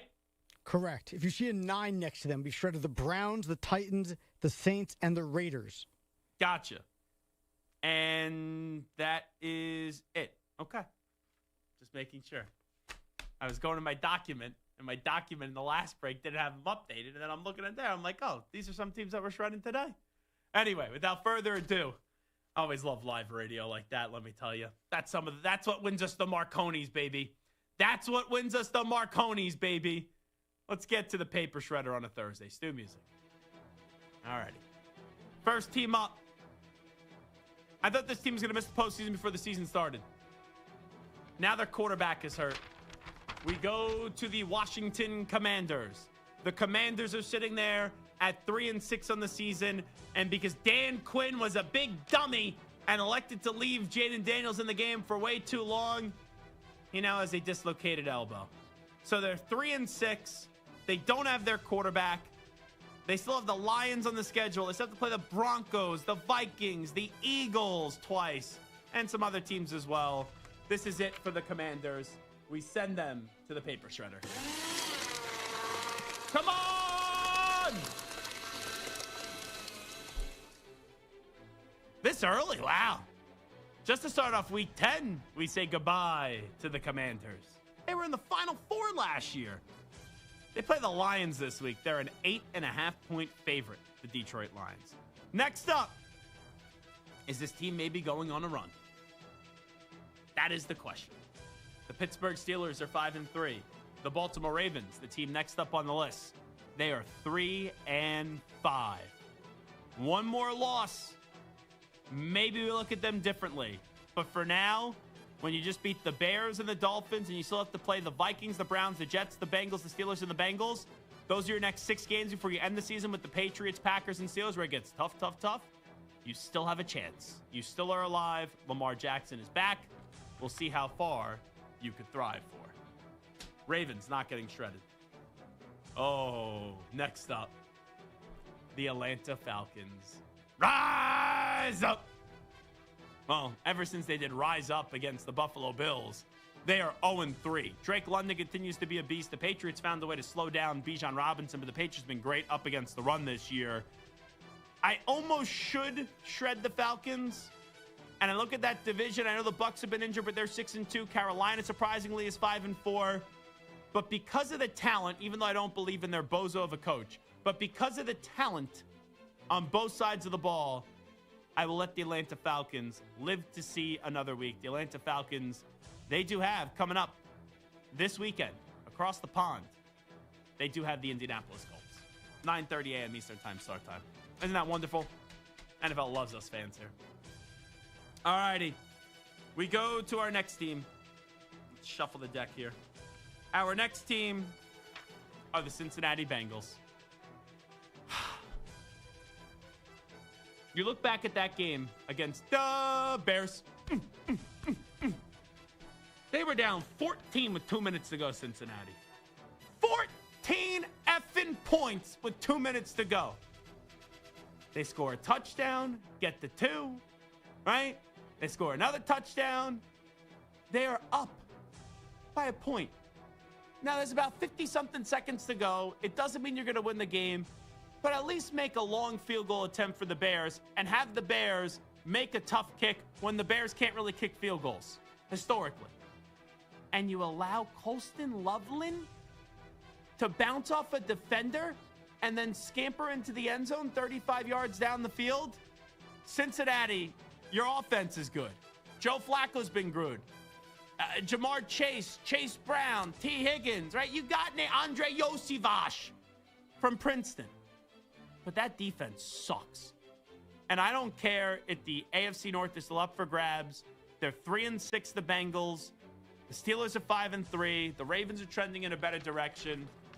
The defense gets shredded. And that's why the Cincinnati Bengals get shredded as well. Now, let me just take the hat off real quickly, as we say. A quick moment of silence there for the Cincinnati Bengals. All righty. Next up, the Houston Texans. The Houston Texans are sitting there at a 3-5 record. They've been a disappointing team. They kept it close to the Broncos last week. I'm not going to count the Texans out yet because they could be 500 over the course of the next 2 weeks. This weekend is a must-win up against the Jacksonville Jaguars. You have to win. And then after that, you get Tennessee. Now, your schedule picks up in intensity after that. Bills, Colts, and Chiefs. But I will keep you alive for now. You're hanging by a thread. I will keep you alive now just because the schedule eases up these next 2 weeks. So the Texans, we won't shred. Oh, my God. It's week 10. We're going to look at the Carolina Panthers, who are 5-4? 5-4? Every other year, the Panthers would be in this big, fat paper shredder. Now, the Panthers are still alive. The Panthers are in the playoff hunt. And finally, a change at the quarterback position. The last 3 weeks, Jacoby Brissett in the offense has looked better. Marvin Harrison Jr. has benefited by it in a big way. Marvin Harrison Jr.'s father, the Hall of Famer Marvin Harrison Sr., saying that the Cardinals offense is a tough watch. So Jacoby Brissett plays. Jacoby Brissett gets the ball to Marvin Harrison Jr. A lot of positive there for the Arizona Cardinals on the offensive attack. Kyler Murray, ankle bench, ankle, bench, ankle, whatever, foot, whatever you want to call it, injury not, whatever. He's on the bench. Jacoby Brissett is in. With that being said, the Cardinals are 3-5. So can they make this a little bit interesting? Seahawks, 49ers, Jaguars, Buccaneers, Rams, Texans, Falcons, Bengals, Rams is their schedule the rest of the way. Now the NFC is loaded. Eagles 6-2. Packers 5-2-1. Lions 5-3. Bears 5-3. Vikings 4-4. Tampa Bay 6-2. Carolina 5-4. Seahawks 6-2. Rams 6-2. 49ers 6-3. Maybe there is some Brissett momentum. I'm still skeptical of Jacoby Brissett. I don't care what interception rate fancy stat that Samter gives me that tries to mislead the public. I think the Cardinals have dug themselves in too deep of a hole out in the desert. And therefore, we shred the Arizona Cardinals.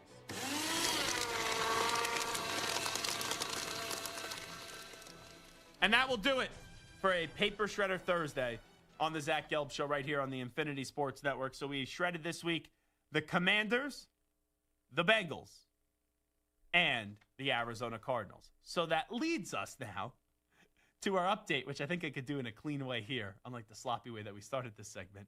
Dolphins, Jets, Commanders, Giants, Bengals, Browns, Titans, Saints, Raiders, Cardinals eliminated from the postseason. That will do it for a Thursday edition of the Zach Gelb Show right here on the Infinity Sports Network. Big thanks to Dr. Salick and also Hendrik Lundqvist for stopping on by. Also, a big thank you to Isaiah Nwokobia, who was joining us earlier. Appreciate him from the SMU football team, the safety, having a solid season for the Mustangs once again after what they were able to do a season ago. So Isaiah Nwokobia, appreciate him coming on the show. Stu, thank you. Samford, thank you. Big thanks to each and every one of you for calling, listening, tweeting, Instagram posting, getting at me on my DMs and on TikTok, at the Zach Gelb Show on TikTok, by the way. Twitter and Instagram, at Zach Gelb. That's ZACHGELB. We'll be back tomorrow on a big football Friday. A ton of NFL, a ton of college football. I doubt Stu will be in a good mood. Well, actually, he could be in a good mood because the Raiders are probably going to lose. So if the Raiders lose, Stu will be in a good mood because Stu's all in on the tank. But if the Raiders win, then Stu will be in a bad mood. I'll still be in a good mood. Yeah? Yeah. I can't be mad at a win at this point. Okay, but you want to lose. I do want to lose, yes. Gotcha. You're very confusing to keep up with. But we'll keep up with you. We'll talk to you tomorrow at 3 p.m. Eastern, noon Pacific time. I'm Zach Gelb. I'm out. Thanks for listening. Bye-bye. Peace.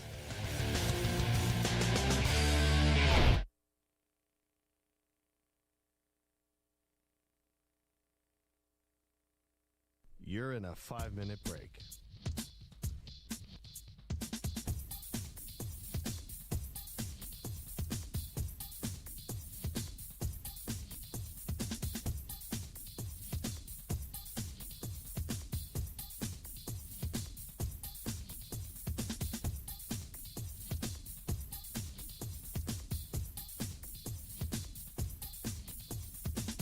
Four minutes, 30 seconds remaining.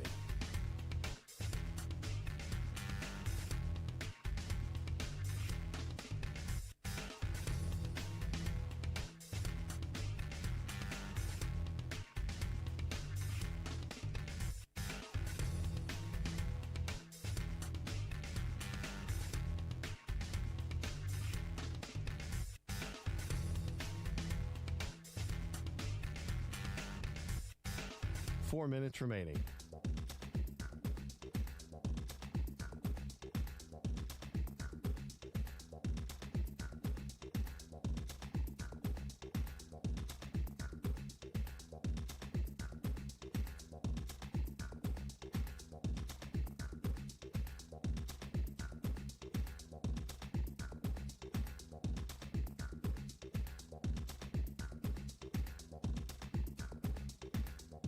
Three minutes, 30 seconds remaining.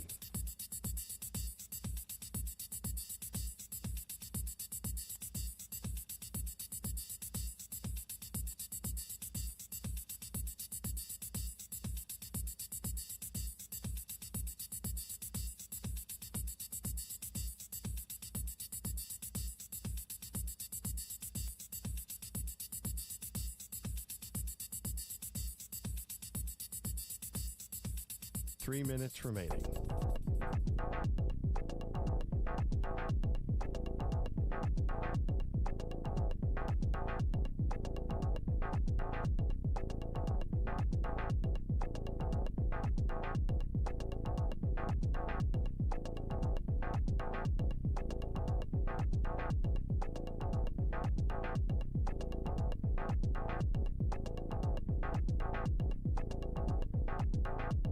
Two minutes, 30 seconds remaining.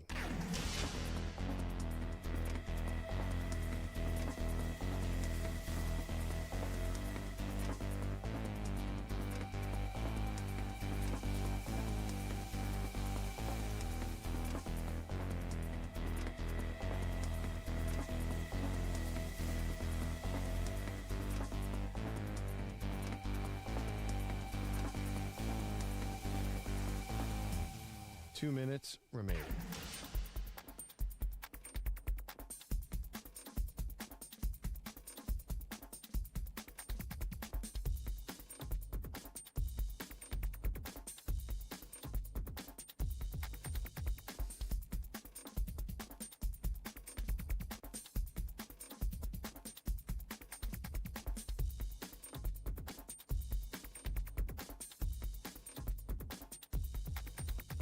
One minute, 30 seconds remaining.